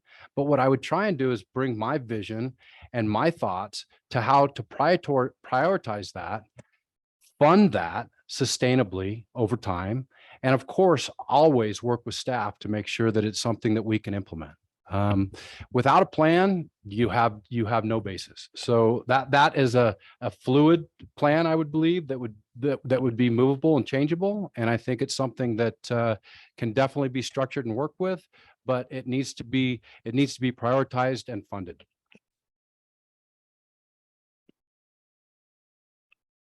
Okay, yeah, well, I think a strategic plan, and I am familiar with it. I think we all are, and it's an important, not just document, but it is a plan of action about what's the reflection of us as people in this community and as a city, and how we framework those ideas and have some accountability on both sides of the table. And that's what's important to me, is identifying what those plan agenda items are, conversing with the community and amongst our different agencies, and identifying where we're accomplishing certain things, and having the transparency and honesty with everybody out there to say, this is where we need some help, or we're not able to get there. It is fluid. It's nice to have a roadmap, to have a framework of ideas, but we have to be accommodating of how we need to adjust that going forward. And I think the best way to do that is to create an honest and open dialogue with the folks that we're trying to do it for, which is the community of South Lake. So it's important to have, it's important to converse about, but let's make sure that we're keeping it front and center in front of everybody's eyes. Thank you. So table B, question is for you guys.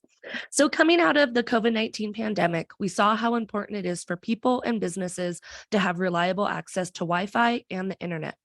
What can the city do to help address the digital divide in our community where there is a gap in access to the internet and technology? And Chantel, we'll start with you and go down the line. Thank you. Thank you. I think broadband and digital divide needs to be resolved. I think that we need to be engaging with the community to understand what is that path forward, as well as with experts who have installed broadband and Wi-Fi in rural communities like we live in. I think it's critical, especially given that we are a community with rural healthcare services. A lot of healthcare is now telehealth, and we need access to that through a good Wi-Fi. We also have a large population that is working remotely from Tahoe, which needs to be supported by increased broadband. I would look to the community for solutions, work with businesses to identify what those could be, but perhaps we could also leverage the major corporations in our town to support that effort moving forward. Thank you.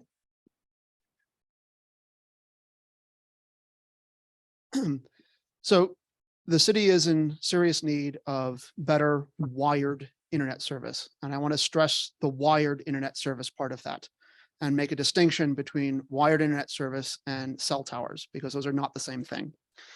The city recently conducted a broadband survey that showed that there's a serious need, that demonstrated the serious need for improved wired internet service throughout the city.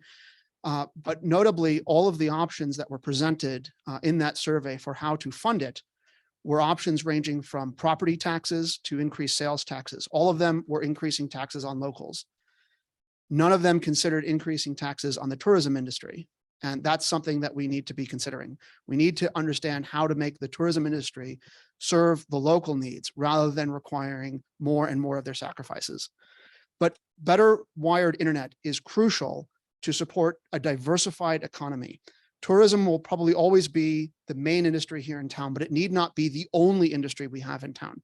And better wired internet service supports a better diversification of local businesses, businesses that are operating, especially in the outdoor industry, but aren't necessarily tourism focused.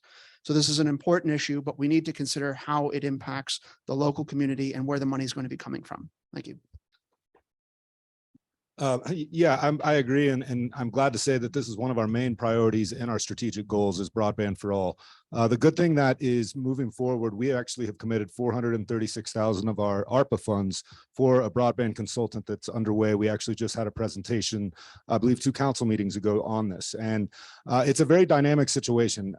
It definitely is about wired internet. We have 2 lines, one coming from Sacramento, one coming from Minden, AT&T from Sac and Charter from Minden. The fact is, because we haven't had competition, they have not updated those lines since the late 90s.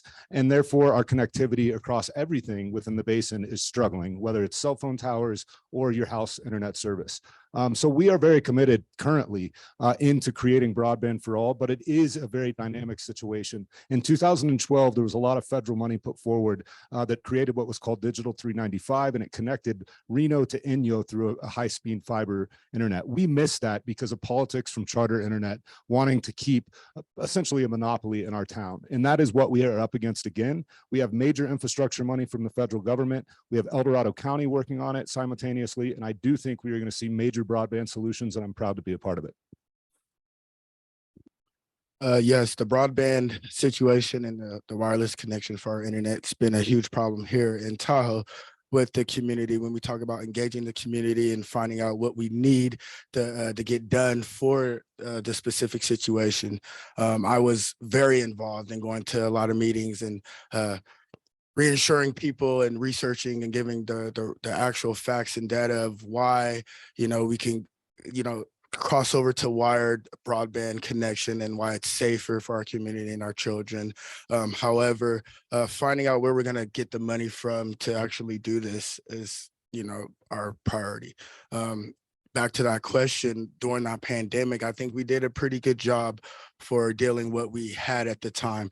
I know, my kids were going to school at the time, and a lot of incentive of the programs at the schools that were giving people Wi-Fi devices, computers, access to Wi-Fi. So for the meantime, if we focus more into those type of programs, we can keep it at least sustainable until we come up with something new. Yes, the broadband internet, it is important. We do need it for our community. The young boy that I tutor, he does his classes online. We haven't had any problems. I tutored 3 kids when we did have the pandemic and the closures of the schools. Rarely did we have a problem. The power went out, I think, once, but I have a generator, so that was resolved. I do feel that the 5G is toxic. It was meant for military. 4G works just as well for people. I'm not for towers or micro towers being in the Babe Ruth field that they're at. Those are toxic for kids. Those are toxic for people.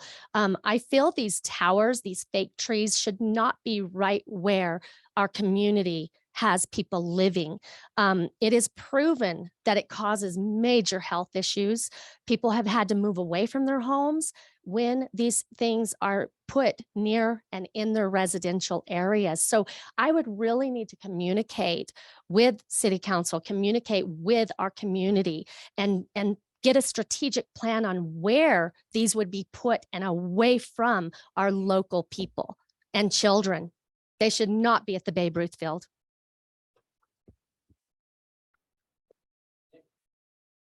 So I think one of the important dynamics here is that this is a federal priority, right? The federal government is sort of dumping money, dump trucks full of money onto communities. And this is a once in a lifetime opportunity to take advantage of these grant opportunities and upgrade our internet infrastructure. But there is a catch, right? So the federal government might say, here's $100 million, but you need to come up with a 30% match. You, the local jurisdiction, need to come up with $30 million, and we don't have that. Public Works Director Anush Najad is working on this. I think he's got some really great creative ideas for how can we reach out to the private sector to be able to come up with some of that match. But it's worth taking a step back to unpack, what do we mean by better internet, right? In a recent survey, a lot of people reported no issues with their internet. We're live streaming this event right now on a pretty reliable internet connection. But before we chase ultra fast, let's make sure that everybody can afford their monthly bills. Let's make sure to identify the houses with the worst performing internet access and address the hyper local specific issues affecting some people. Because it's terrible if you have a bad connection to your home, but overall, generally, the system's working pretty well. Thanks.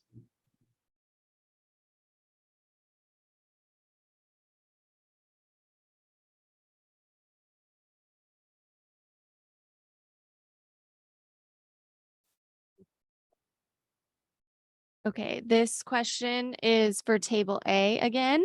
And let's start with Nicole and move along. So the question is, the question is, what should the city's role be in wildfire mitigation and community evacuation planning? Oh, sorry.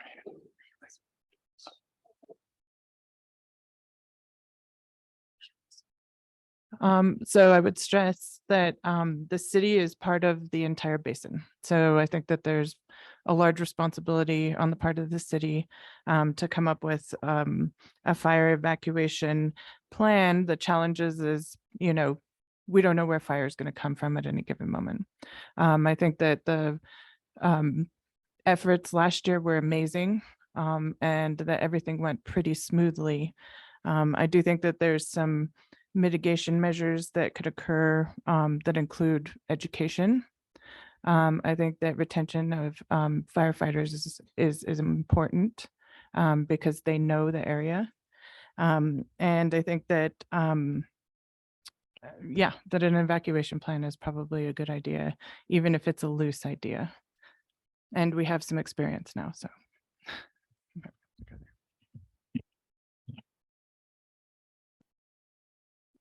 The city's role should be exactly what the course they're taking, and that is the defensible space action that's taking place and the recruitment and hiring of a new defensible space manager. But to get to the wildfire and evacuation plan, I think that it's necessary that the entire basin collaborate, because yes, the Caldor fire evacuation went well, but it went well because it was staged. It was staged. We had certain parts of town that were already evacuated, and then we evacuated the center of town. We must come up with a basin-wide evacuation plan, because there are only several locations that we get in and out. This should be something that should be prioritized, because we saw it once, we may probably see it again. It should be something that the city takes an active role, collaborating with all of the entities in the entire basin to make sure that with the broadband and the 5G, we have the access to the information, the plan, the scope, and we know what to do when the time comes. Yeah. I'm gonna echo their sentiments here, but absolutely, we should be involved and kind of stewarding the efforts here. We need cooperation and a collaboration across all different agencies and outfits that are involved in this, from government to the people fighting the fires to the people providing different services all across the board. I think an important part of this is firefighter retention, recruitment, and fair pay, to make sure that we're properly staffed with the people to get out there, do different proactive measures, educate us, inform us, and protect us. And I'd rather see more proactive measures around, mitigation and education and information and strategic planning about what our escape routes and evacuation methods and techniques are going to be, and then what defensible space might be as well. So I think it's critical based on what our recent history is, but we need to outfit these different agencies with the right people and make sure that they're properly compensated. Thank you. Thank you for this question. Maybe one of the most important questions of the night. The biggest problem we have in South Lake Tahoe is public land managers like the U.S. Forest Service and the Conservancy, who have hundreds of parcels of land that are fire hazards. Yes, we need an evacuation plan, but the city needs to be an advocate, collaborate, cooperate, but then if that doesn't work, compel these people to make their lands fire safe so that we don't burn down and become like the town of Paradise. I've heard this for 4-6 years that we're going to do it. You got to do it. And you bring people to the table cooperatively, or you bring them to the table in other means. But we can't let this city burn down, because it kills everything else that we've talked about this evening. And the city needs to be the leader in that. So we lived this last year. I was mayor last year. The most important thing is the WUI, the Wildland Urban Interface. That's what saved our town. That's what saved Markleyville during the Tamarack fire. We need to fund our fire services just as fully as possible. We need every neighborhood to be a FireWise neighborhood. For the evacuation plan, it's not the city council, it's our fire department. Our fire department needs to work with the other agencies. We approved an evacuation plan. We approved it on August 3rd, 2021. Then we implemented it on August 30th, 2021. And it was all up to the fire departments.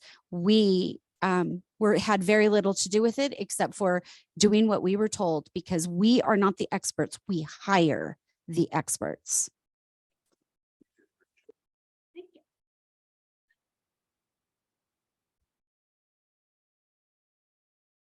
All right, this is the last question, and it is for table B. Let's start with Scott and then go down towards Nick, and then we'll end with Chantel. What should the city's role be? Oh, wait, gosh, sorry. What is your perspective on the most effective way for the city to work with neighboring government jurisdictions?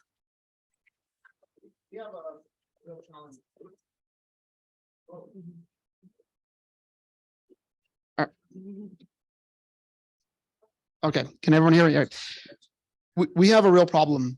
We have a real challenge that we face working with neighboring jurisdictions. The relations between the locals, the city, and the TRPA, for example, have been improving, but they're very difficult. A good example of this is the fact that the TRPA does not require tourism accommodation unit permits for vacation rentals. The TRPA considers vacation rentals as housing, not as hotels. This is absurd. And we see this resulting in what we see now are vacation rental hotel units being built that don't require the TAU permits that are meant to limit the amount of overnight stays in our basin. There are things that we're going to be able to cooperate with, and there are things that we're going to have to go through. That's an example of something I think we're going to have to go through. But in examples of things that we can cooperate with, we've also seen really positive movement in the TRPA, for example, on power generation within the basin for using biomass. This is an example of clean energy that can make a difference towards our climate goals. We've also seen challenges with Douglas County with a lack of funding for Lake Link when it needs to be there. That's something that we're going to have to work with as well. So it's been a real mix. I know those who live in the county really feel the difficulty with working with county government. There's going to be an open question coming up with the next council about incorporating and bringing in the county areas into the city. And so that's one way to address some of those challenges. But that's going to be a discussion that we're going to have at great length. Thank you.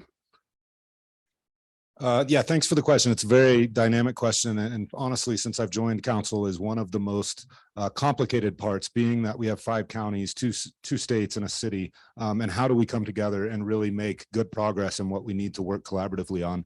It's one of the most important roles we have as city council, for sure, is to figure out that balance between each other. And I'm glad to say that we really have reached new heights in that. I'd say one of the biggest things pointing to that is the Loop Road. The Loop Road project, we were as a city very just not present, and that made the TTD believe that they had the right to make an alignment that they did not need to come to our city council for approval. Since we have taken the reins of the city council in the last 3.5 years, we have really made it present and made it very clear that anytime that a highway is going to go through our neighborhood and our city, you are going to come to our council and we are going to have approval from our council. I think that has made a very big difference over the last 3.5 years with these agencies to show that the city is going to be the guiding path and the guiding council to things that happen locally here, because that's why we're locally elected, is to represent you.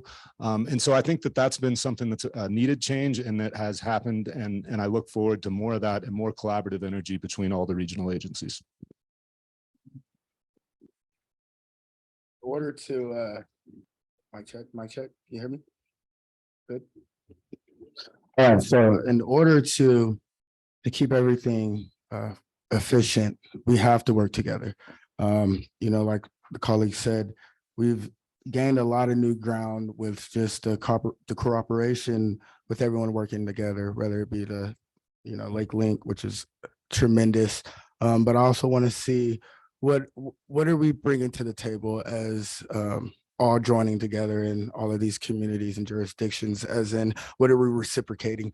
What are we giving the proper financials into certain things that we're doing? Are we getting a more collective input and ideas from our city council, TRPA, other organizations? Are we coming together collectively to get the job done?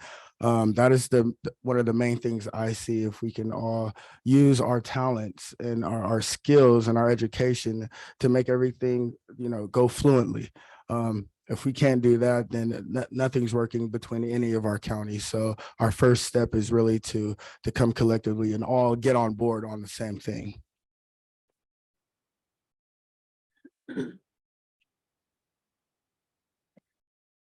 Working together with neighboring jurisdictions has been difficult. And we do need to make it a priority to meet together as allies with these other agencies. Myers, I mean, since I've been a candidate for city council, I've had people from Myers, Upper Truckee, different places there that are the gateway to Tahoe. They work in South Lake Tahoe because they're 8 miles away or less. And they feel that, you know, these a lot of the issues affect them, affect their businesses, but they have absolutely no say, no vote, no voice in those issues. So I think that we need to find a way to join Myers and Upper Truckee to be involved with our city and what city council has and is, voting on, and the community votes on their businesses. Thank you. I ran out of time, sorry.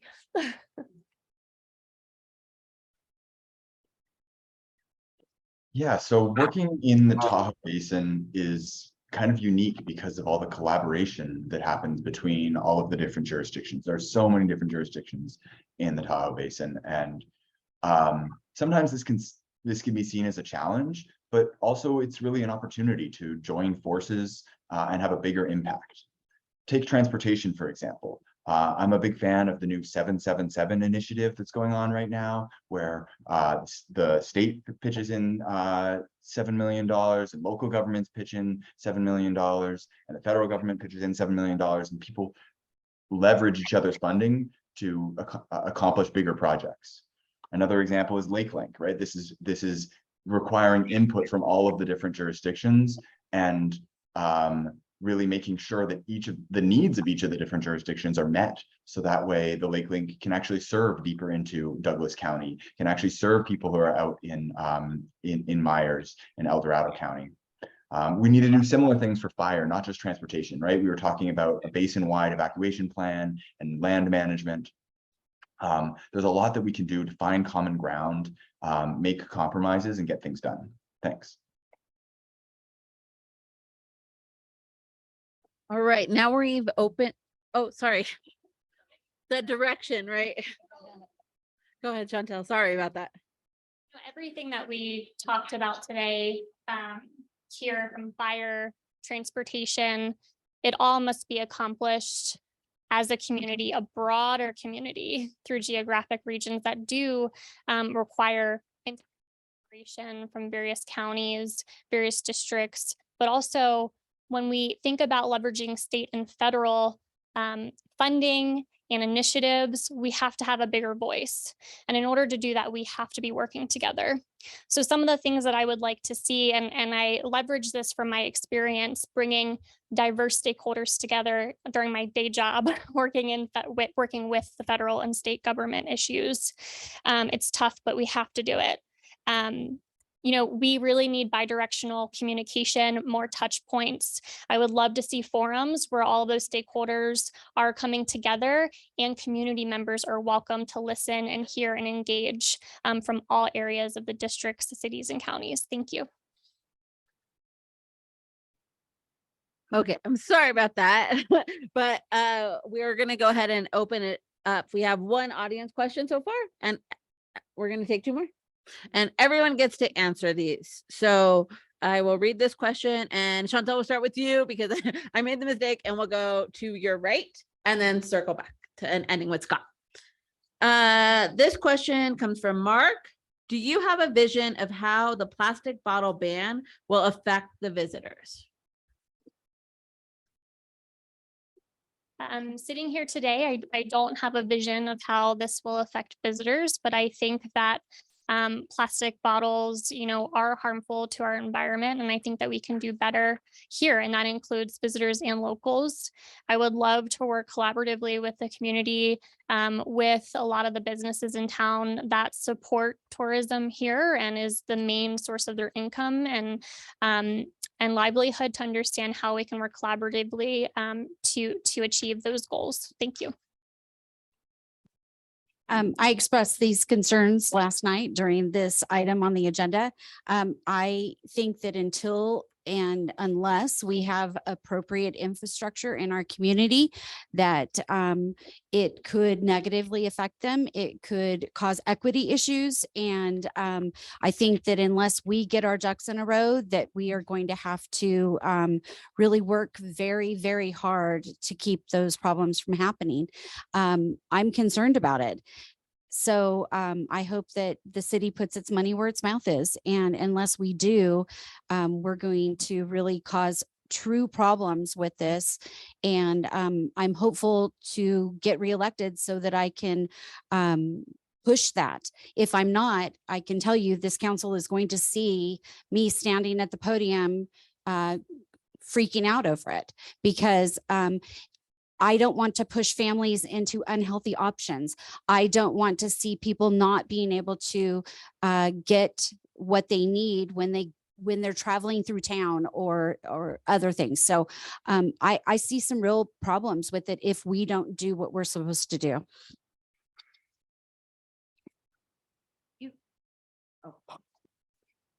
Go. I supported the council's unanimous vote to proceed with the ban on the plastic bottles, with the understanding that came up at the meeting and by commentary that there be extensive outreach and there be options to ensure that there's adequate supplies of water and quantities and availability of that. It's the first reading was passed. It goes to a second reading, and after 30 days, if they approve it, it becomes law. But the council made it clear, and if I'm elected to the council, I will make it clear that if there are problems in implementation, then we will fix them.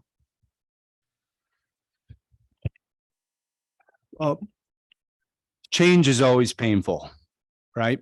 And you got to start somewhere. Now, if we're talking about stewarding environmental and sustainability and being a leader in these categories, then I think this is an interesting program to participate in. And I don't think we should run before we walk, and there should be different checks and balances along the way to avoid some of these potential issues that we were discussing. From a business standpoint, maybe we could sell more metal bottles for people, and put the Tahoe label on it. So there's different ways of being kind of creative to create different revenue sources around this and kind of tie back into what we've all been talking about. But why not be on the forefront? Let's stop chasing. Let's try engaging into some of these practices that we've all sat here and explained, shared with you guys for the last hour and a half. Thank you.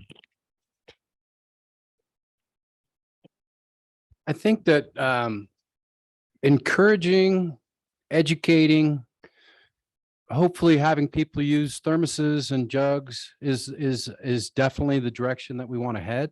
I believe that banning single-use water bottles at this stage in the game not only is going to hurt small business, it's going to hurt tourism, it's going to hurt basically people are just going to drive over the hill to Costco and buy their plastic water bottles.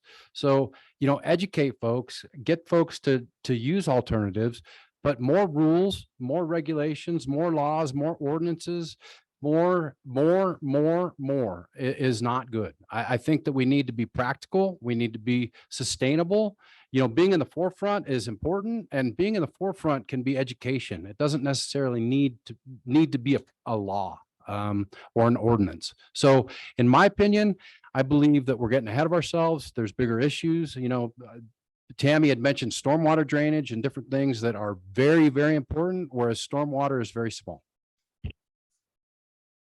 Whereas water bottles are very small. I'm tired.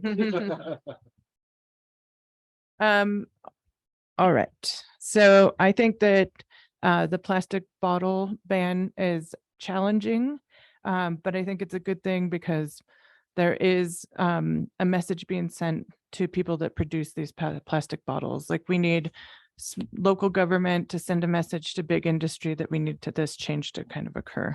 I think the implementation of the plastic bottle ban is going to be really important. And that there has to be care doing that. I do think that there's going to be a huge challenge for visitors, and probably people will bring their own water or go over the hill to get it. But maybe if we start getting significant reduction along the way, that's at least meaningful to meeting that goal of completely eradicating these types of plastics at some point.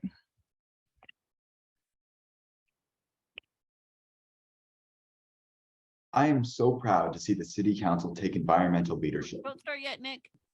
We can't hear you yet. Can you hear me now? Hello? I'm not sure if you can hear me.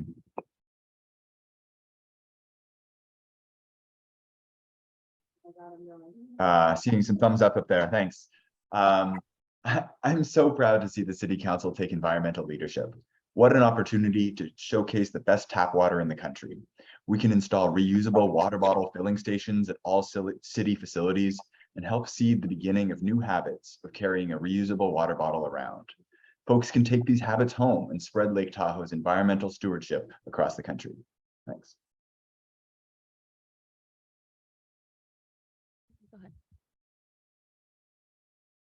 Well, my viewpoint on this is that visitors will buy outside of our community and bring their own water. And, you know, the one use, you can buy cases of the one use water bottles, Costco, different places. They're going to bring them in to our community. They're going to go across state line. There's a CVS they can buy them from, or a beverage store. I spoke to 2 people last night at the council meeting. That one was a gas station owner, and she says this is going to hurt my business. A beverage owner, beverage store owner, small business in our town, he spoke and said, this will hurt my business. I sell so many of these. Those are recyclable, and our South Tahoe Refuse does wonderful with recycling. Jeff Tillman spoke last night, and he said the bigger concern is non-recyclable thin plastics. He wants to get rid of the blue bags that they have had to use for South Tahoe Refuse. And with the plumbings, with the water filtering, our water filling stations, what's going to be the cost for the plumbing? We live in a place that freezes. What's going to be the cost for the structures, and who's going to pay those costs? Will it be our taxes? Thank you. This is a good question. I'm on both sides. In order to do something new, you got to grow. Talk about stewardship. Good job. This is prime example of it. It does show leadership in our city to take foot and actually implementing what we represent, keep Tahoe clean. However, I work in the industry. I see these all over. Okay, I see these everywhere from our side to state line. So there is going to be some difficulties in actually, implementing what we really want to do. People around that comes in from all over, they're always going to have a problem. That's just part of life. You're coming here to spend money. You're going to be upset that you don't get to spend money on a water bottle and not drink our beautiful tap water. With that being said, there's other things that we need to implement, like waste management. If we want to go ahead and tackle this subject, and how do we get infrastructure, like Tammy said, about other, organizing plastics and recyclables, as well as where this money is going to come to. I'm a full student at LTCC. The water station is great. I'm going to, keep on buying the reusable water bottles. So there's different ways on both sides. We just got to make sure that when times come that we're able to address these problems at hand. So yes, I support this. I voted for it last night. I think this is a great move for us in Tahoe. And I think there's also kind of a lot of fear and just misunderstanding. And one of the reasons I supported the initiative is because it allows for 1.5 years before it takes effect on our local businesses. Right now, if anybody goes to drinkopenwater.com, they're making canned water in aluminum cans with twist off aluminum caps. By far stores the water 10 times better. And I completely understand that small businesses, as well as somebody wanting to go out on their boat and put cans of water in their cooler, is going to want that option of a single use throwaway bottle of water, and it's available now. And so I think that once people can understand that, get adapted to it, realize they still have something for sale, they're still going to make the same margin, that fixes it. But what it's really about is destination stewardship. And it's about when somebody's visiting Tahoe and they're in the most beautiful environment in the world, and they go to Rayleigh's and they go, where is the case of plastic bottles?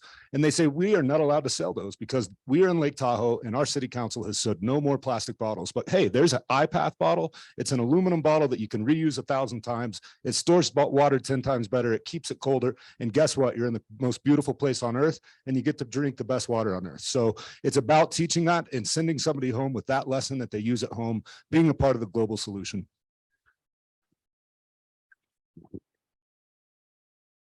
Thank you. So I think a lot of the concern about the water bottle ban is probably a little more than is really necessary.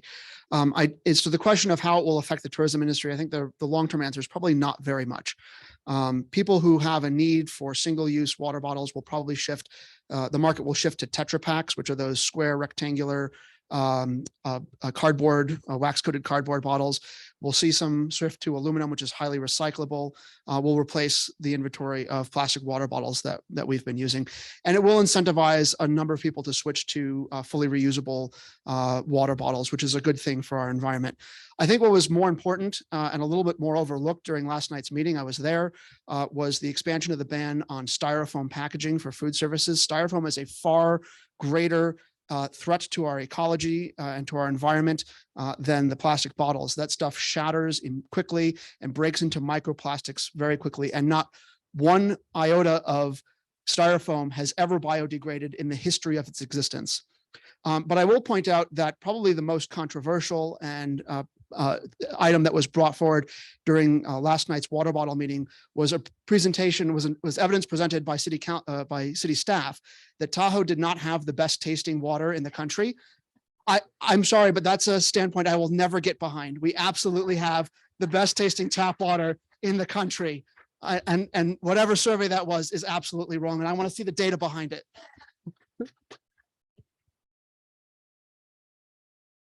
Yeah, no, Desert Hot Springs. I'm sorry. That's wrong. I do not agree with that whatsoever. Yet another thing that you and I. Yes. Yeah, I'm calling fraud on that. We have a two-part audience question now, and thank you for whoever had this beautiful handwriting. How can we allow county residents to vote and engage in city issues that affect them? If the city expands to incorporate the county residents and areas, will this cause us to pay more in taxes, i.e. property tax? Where do I want to start with? Joby, I don't think we started with you first. So do you want to go first?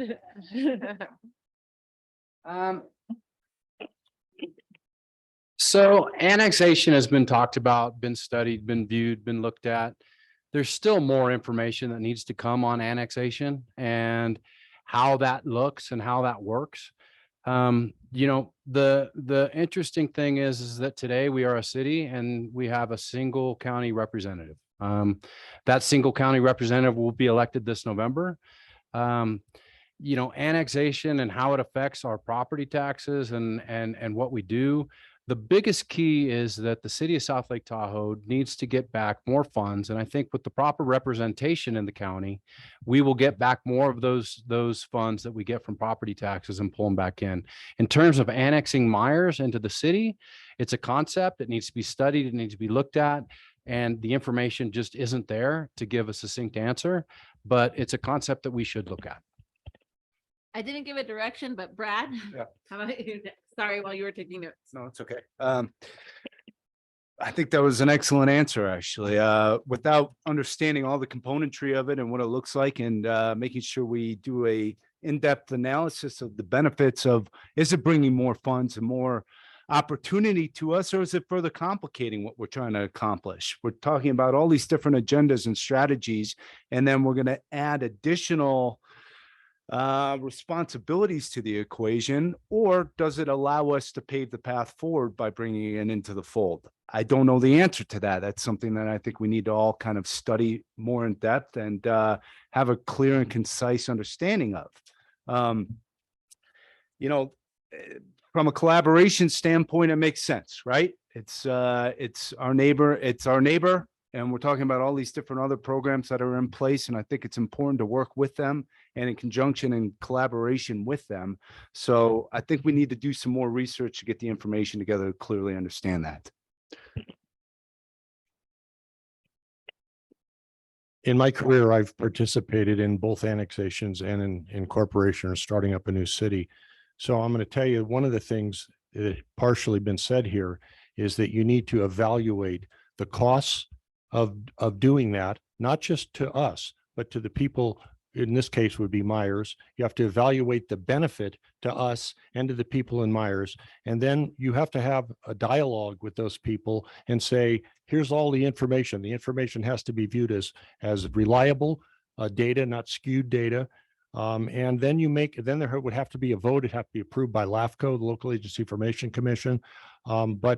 But it needs, as said, it needs, they call an annexation an annexation study to evaluate all those costs and benefits to both parties, both the city and to our friends, and they're very good friends who live in Myers. Hello. Okay. So an annexation study is happening right now. The contract was signed either yesterday, today, or tomorrow. It's looking at the entire El Dorado County portion of the Lake Tahoe Basin. We're looking at it. So whether we annex just a few little spots or whether we look at annexing Myers all the way over to Tahoma, that'll all be looked at. I don't know whether it even makes sense. I don't know whether the people of Myers want it. My understanding is some people do, some people don't. I think our snowplow services in the city are better, especially now that we have all of the new equipment. I think that maybe we could provide some better services. Who knows? I think that it just needs to be looked at and studied, and we're going to do that. I think that it's probably going to be a much smaller annexation than Myers, but who knows? We're going to study it, and that's what we're doing. I actually could, sorry about that. I actually couldn't agree more with Mr. Jenkins. I think this is something that requires a lot of data, a lot of engagement, not just with our city residents, but with the county residents too. What are the costs? What are the benefits? Does it make sense? And those are only answers we can get from the data, but also get from the community members themselves. What are their needs? How will this benefit both parties? And what are the costs to all of us? Thank you. When the city of South Lake Tahoe was founded back in the 60s, it was a dramatically smaller place, and Myers was much further away than it is now.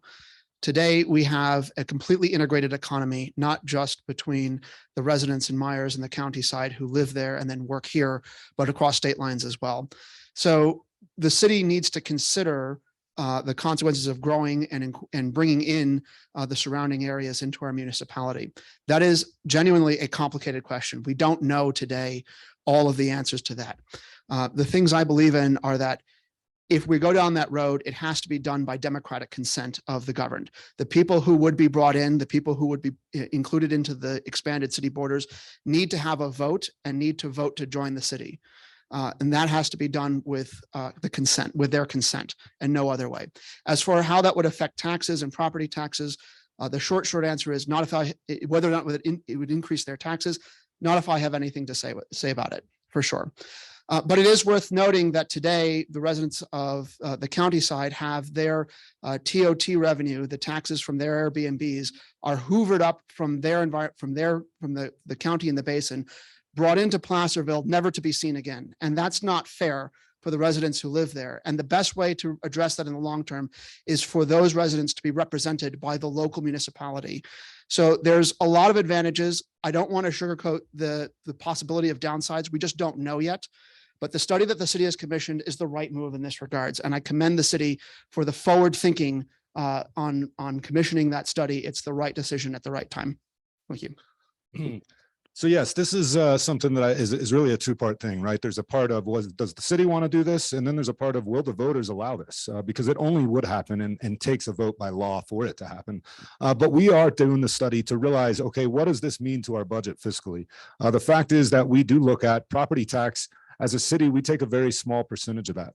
The state and the counties get the larger percentage. So even when we annex into Myers, the property tax is not a huge win for our revenue on the budget side of things. There is not a huge amount of commercial sales tax coming out of Myers. There's also very, very little TOT anywhere within the El Dorado County basin. So just looking at it from a bird's eye view, it looks like there's probably a negative impact to our budget. However, what would we be able to do differently and better if we were able to do that? And what are the advantages from a city's perspective? Well, when we look at the traffic issues that impact our visitors, that make and degrade the experience here in Lake Tahoe, if we were able to control as one municipality our roadways, be able to close them down and implement traffic solutions for our visitors and for our locals, well, those are things and reasons that we may want to take and look at a negative impact to our budget. But this is a very dynamic situation that takes real data, and really takes the will of the people. It does not matter what the city wants to do. It's about the residents of Myers and the residents of El Dorado County. And for all of us to make an informed decision, we need the right data. I say bring everybody together, more votes, you know? No, but if you think about, you know, like my colleague said again, you know, property tax, what are the benefits to Tahoe and Myers? I see, you know, it opens up new opportunity for certain funding, programs that we can actually get the funding for with a larger municipality. However, it's not up to me, it's up to the people. You feel me? We already got a strategic plan that's already been implemented by our city council and our city to address what we got going on. Even though Myers and other El Dorado counties jurisdictions are a part of like this Lake Tahoe Basin, it's not what we decided in this jurisdiction in this county. So it might not benefit them. So like they said, we do have to do some research, get out there to see what the people want and see how we can come together to make it more beneficial for all of us. We can't just benefit from one thing and then the people of Myers don't, or vice versa. So like they said, we do got to collect some data on that.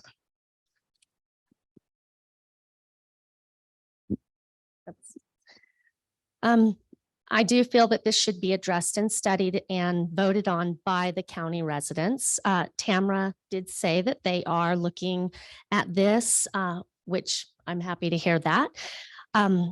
Also a thought, you know, if the residents don't want to be joined, if they like being out there in the county and have what they have, maybe those county residents that own their businesses in the city, maybe they should be able to have a say and a vote on things that are happening in this city. Maybe we can come together and make that possible, you know, so that they can vote because their businesses are bringing in revenue for our city and they don't have a say. My chiropractor said, I would love to be voting. My business is right here. I pay, my revenue goes here. I pay taxes through my business for the city of South Lake Tahoe. And I would love to have a vote. That's what he told me. So maybe we can look at that if locals, you know, but they should have a vote if this does come together.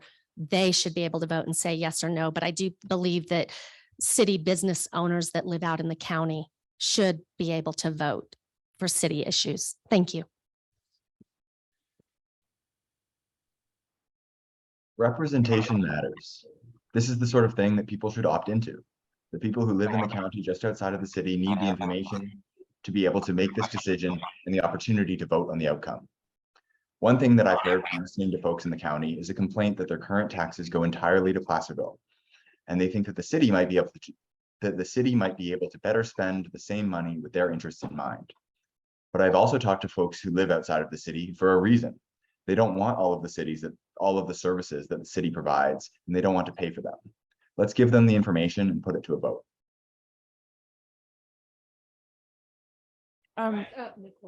Sorry. That's all right. That was on me. So one, I want to say data-driven decisions are really important. So it's good that there's a study being done. And also, I think not just by virtue of everybody wanting the county to have say and not do a hostile takeover of their land.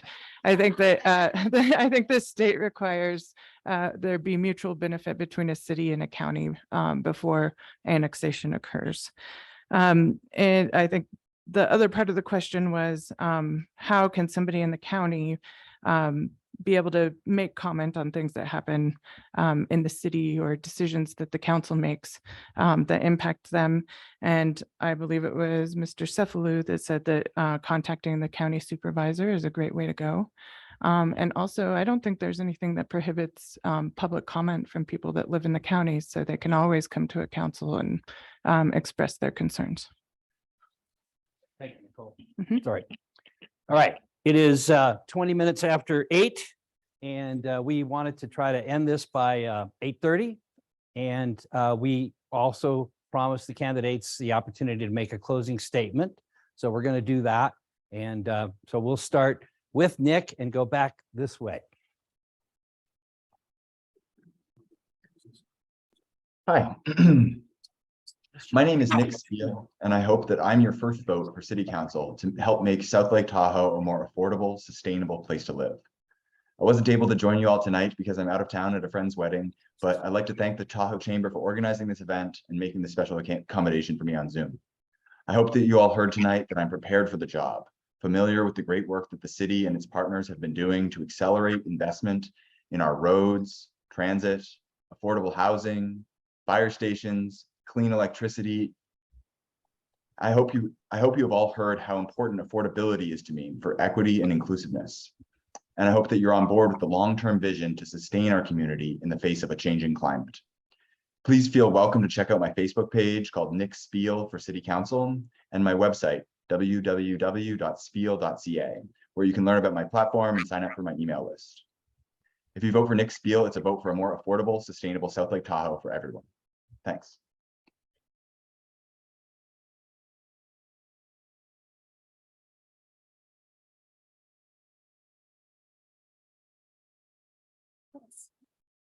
Again, I'll reiterate that my name is Sherry Eddy, and I am a 44-year resident of South Lake Tahoe with a love for our community and concern for the way our tax dollars are being spent on certain issues without a vote from the local people.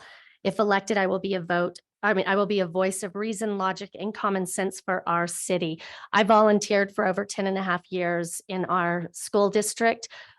We have our 3 children and my 2 nephews. I volunteered, I chaperoned all the field trips. I was very involved with the school district, with the school. Even though I wasn't on the school board, I was involved with going to school board meetings. And I don't have children in school, but I'm still involved in going to meetings and seeing what's going on because I am doing daycare and tutoring students that are in our school district. I've been married to my husband for 33 years, met him, married him here. He volunteered with our daughter's softball teams. When our son was old enough, he volunteered and was coached for his Little League teams up to Babe Ruth.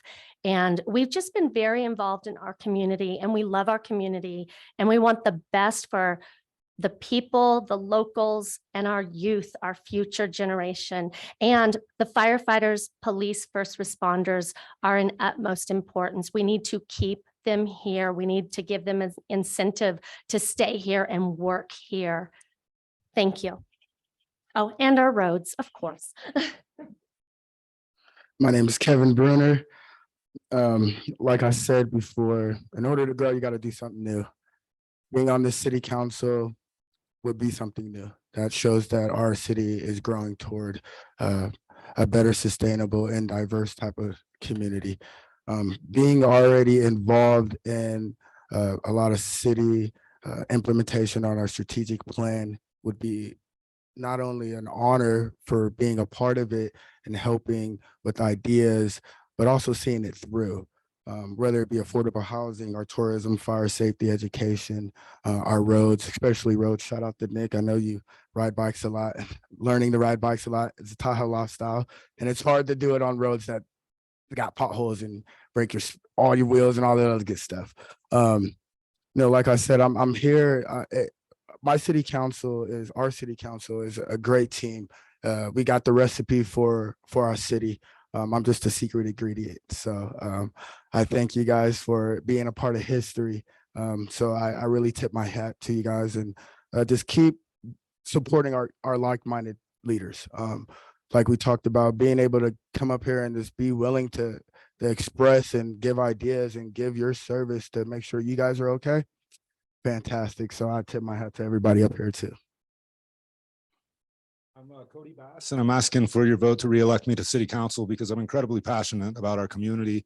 And I'm also very excited about the progress that we've made here the last 3.5 years. And I see the progress that we can make here over the next 4 years.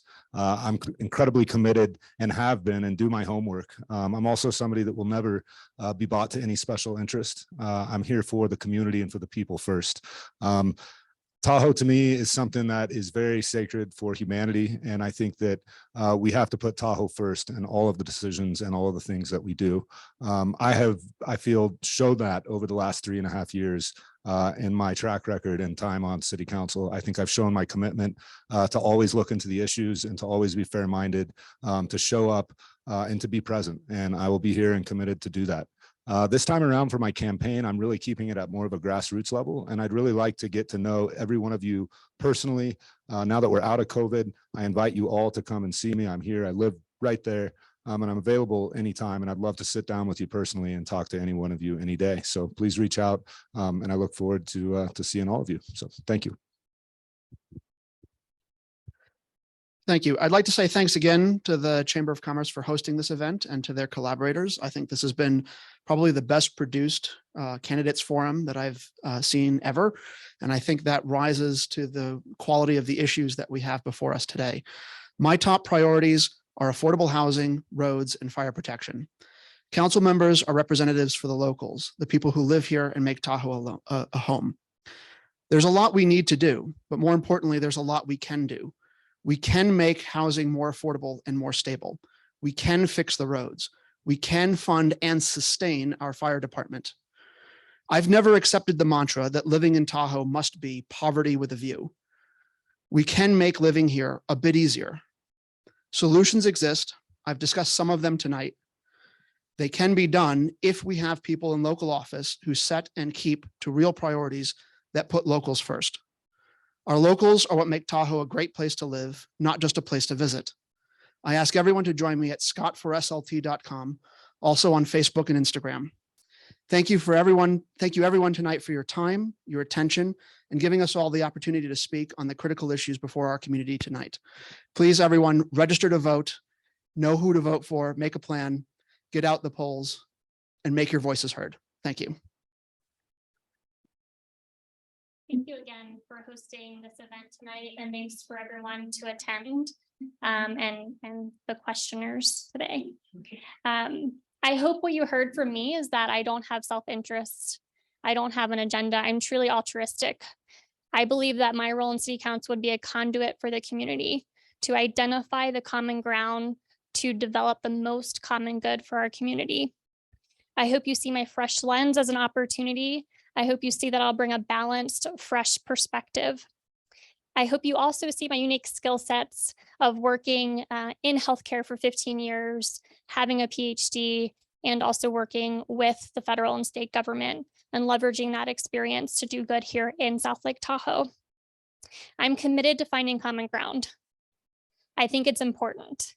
Issues don't have to be polarizing in our community, and we should create a community that creates a sense of belonging. We should be focused on hot issues from the community that's shared with me. Again, this is not my agenda, it's what I've been hearing. Housing, affordability of living here in the city, fire protection and supporting the firefighters that protect us and emergency responders. Infrastructure like roads, healthcare access. We should be doing a study to evaluate what services do our population need here in the city, and working with collaborators here in Barton and other facilities to provide those services to our community. If you elect me, I will show up. I will be strategic. I will have empathy. I will be collaborative, but I will show up for you, not myself, not anybody else's agendas. I am here for you. You can chat with me at any time. My email address is chantelforcitycouncil@gmail.com. My website is chantelforcitycouncil.com. And guess what? My Instagram, chantelforcitycouncil.com. So please communicate with me. You can also find a Google form on my website asking you, what do you think the issues are? What do you think the solutions are? That's the only way the agenda should be formed. Thank you.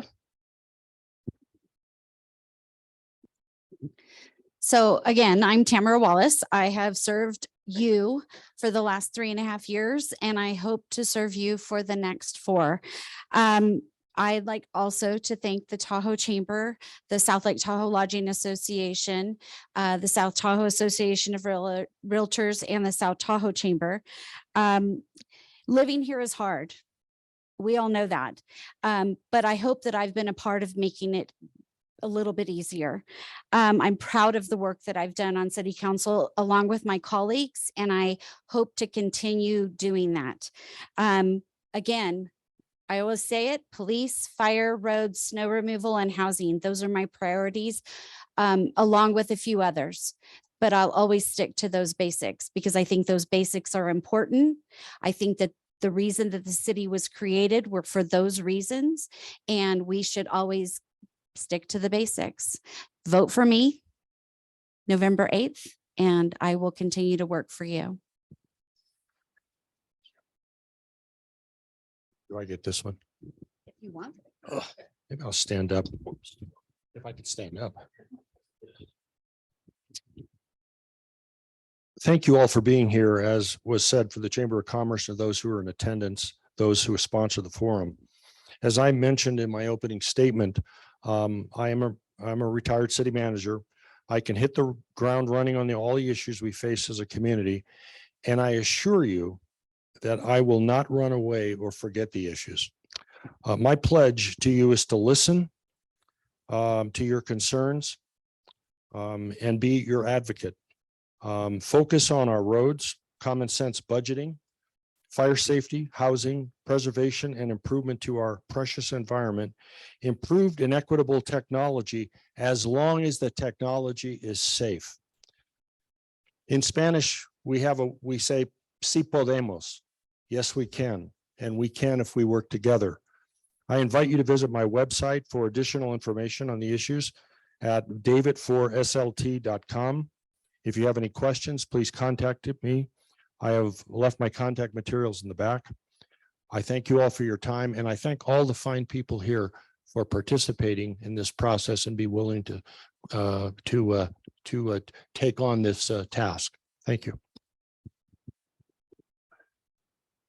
Okay. Hello, my name again is Brad Jacobson, and I'm going to echo what everyone else has said about thanking everyone in this room right now and watching through live stream and participating and hearing and listening and learning. It's taught me a lot in a very short period of time about how involved, educated, interested this community wants to be. I've never taken it for granted, but I'm amazed and I'm engaged, and I think we all are. And it's by virtue of the people sitting at this table and the people in this room and the attention to these matters. It's incredible. It's incredible the power that we're wielding if we apply it to the right formats and right mechanisms. And what really, I think, determines our success is our opportunity and availability to listen to one another. Okay? How do we sit down and have viable, constructive conversations about all these different topics, about all these different agendas, with a unified front of trying to accomplish the same goals? I can tell you right now, there's very similar goals in this room. How we get there and how we see it might look a little differently, but the conversations that I've heard, the participation, the pragmatism, the fairness is exactly what I think American politics is built on. And I'm excited to be part of it. Whether it's being elected by you guys or just being involved in the community, I'll take whatever you guys offer to me. I hope you vote for me, but I can tell you right now, I'm energized. Okay. And I hope you can feel that. I'm not gonna step back from that. I mean, it's really an amazing thing. And I think the opportunities in front of us. I had a successful business that I ran. I oversaw a lot of employees. What really allowed us a lot of our success was empowering those employees, giving them the opportunity for fairness, for listening, for upward trajectory and mobility. We talk about the neglected communities, how it's hard to live here in Tahoe. Well, let's improve that. Let's listen to those folks and put the right things in place to allow them that upward trajectory and mobility. The opportunities are there. The decision-making, the intellect is there. Okay, let's not get in our own way to accomplish what we want to get done. So I appreciate sitting in this room with you guys. I've been asked and told, hey, how long have you lived here? What's a local? Is it 5 years? Is it 10 years? Is it 20? Is it a lifetime? I don't know what the exact answer is. I'll tell you what I've determined it to be. Anybody who lives in this community wants to be actively interested and involved in integrating themselves for a better future and a better tomorrow. So I hope that we all can join together, whatever that looks like after tonight and going forward. And I appreciate this opportunity to be in front of you, to be with you guys and share this experience. So thank you. Okay. I'll take the stand-up approach. Voteforjoby.com. Vote for Joby on Facebook, vote for Joby on Instagram. I've been an employee, an employer, a coach, a mentor. I've been mentored for my entire life in South Lake Tahoe. I believe that I can bring folks together. I believe I have the ability and the experience it takes to help guide the city in the right direction. We have great candidates here, and I'll answer that question. Whether you've lived here a week or you've lived here 75 years, makes no difference. You are a steward of Lake Tahoe. You are a steward of Lake Tahoe. You don't own Lake Tahoe. We don't own Lake Tahoe. We are fortunate enough to live in the place that people want to be. With that said, we need strong leadership. We need great people that have relationships and bring those relationships to the table so that we can come up with great solutions to the problems that we have.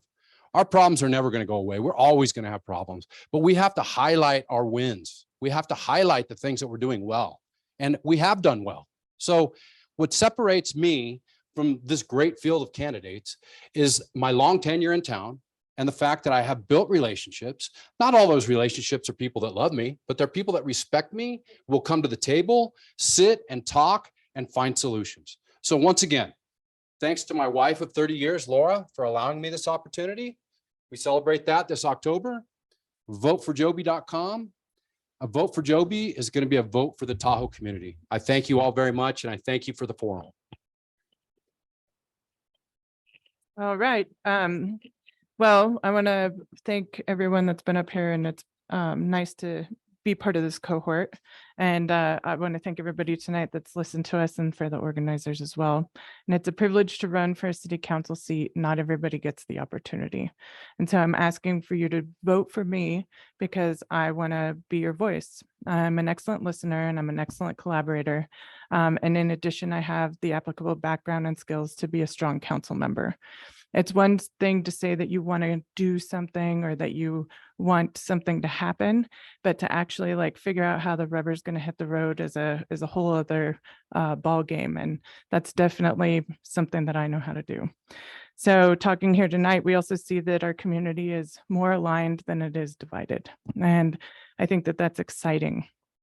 And I want to be voted for so that I can keep that excitement and keep that energy going. My focus, as I mentioned, is really quality of life. So listening to you, what are those things, even if they're small, that would bring greater quality of life to you? How do we foster equity and diversity and community identity through our economic strategies? And housing is not separate from economics. And so I haven't talked much about housing, but economics and housing are closely tied. I also think that promoting our environment and cultural stewardship is really going to be essential, and that builds community resilience. So my name is Nicole Ramirez Thomas, and I'm asking for your vote because we have many achievable goals to accomplish together. And I appreciate your time. And my website is nicoleforcouncil.com, and you can find all of my information there. Thank you.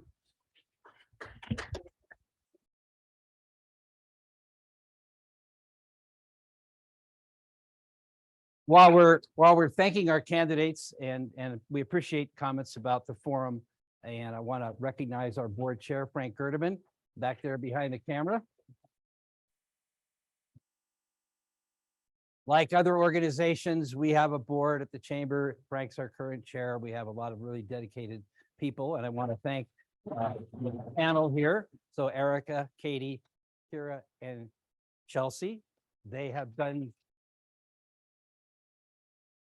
in addition to asking the questions tonight, they've actually interviewed all the candidates individually. So I think that's really important. I want to thank our co-hosts tonight, Amanda Adams and South Tahoe Chamber, Jerry Bendel, the Lodging Association. There's probably somebody here from Realtors. But anyway, thank you for joining with us. This program will be available if you didn't If you missed any part, or you want to go back and see it, or you want to tell other people who maybe have missed it, that it will be available starting next week. And we'll put information out about how you can tune into the program. Again, thank you to our candidates.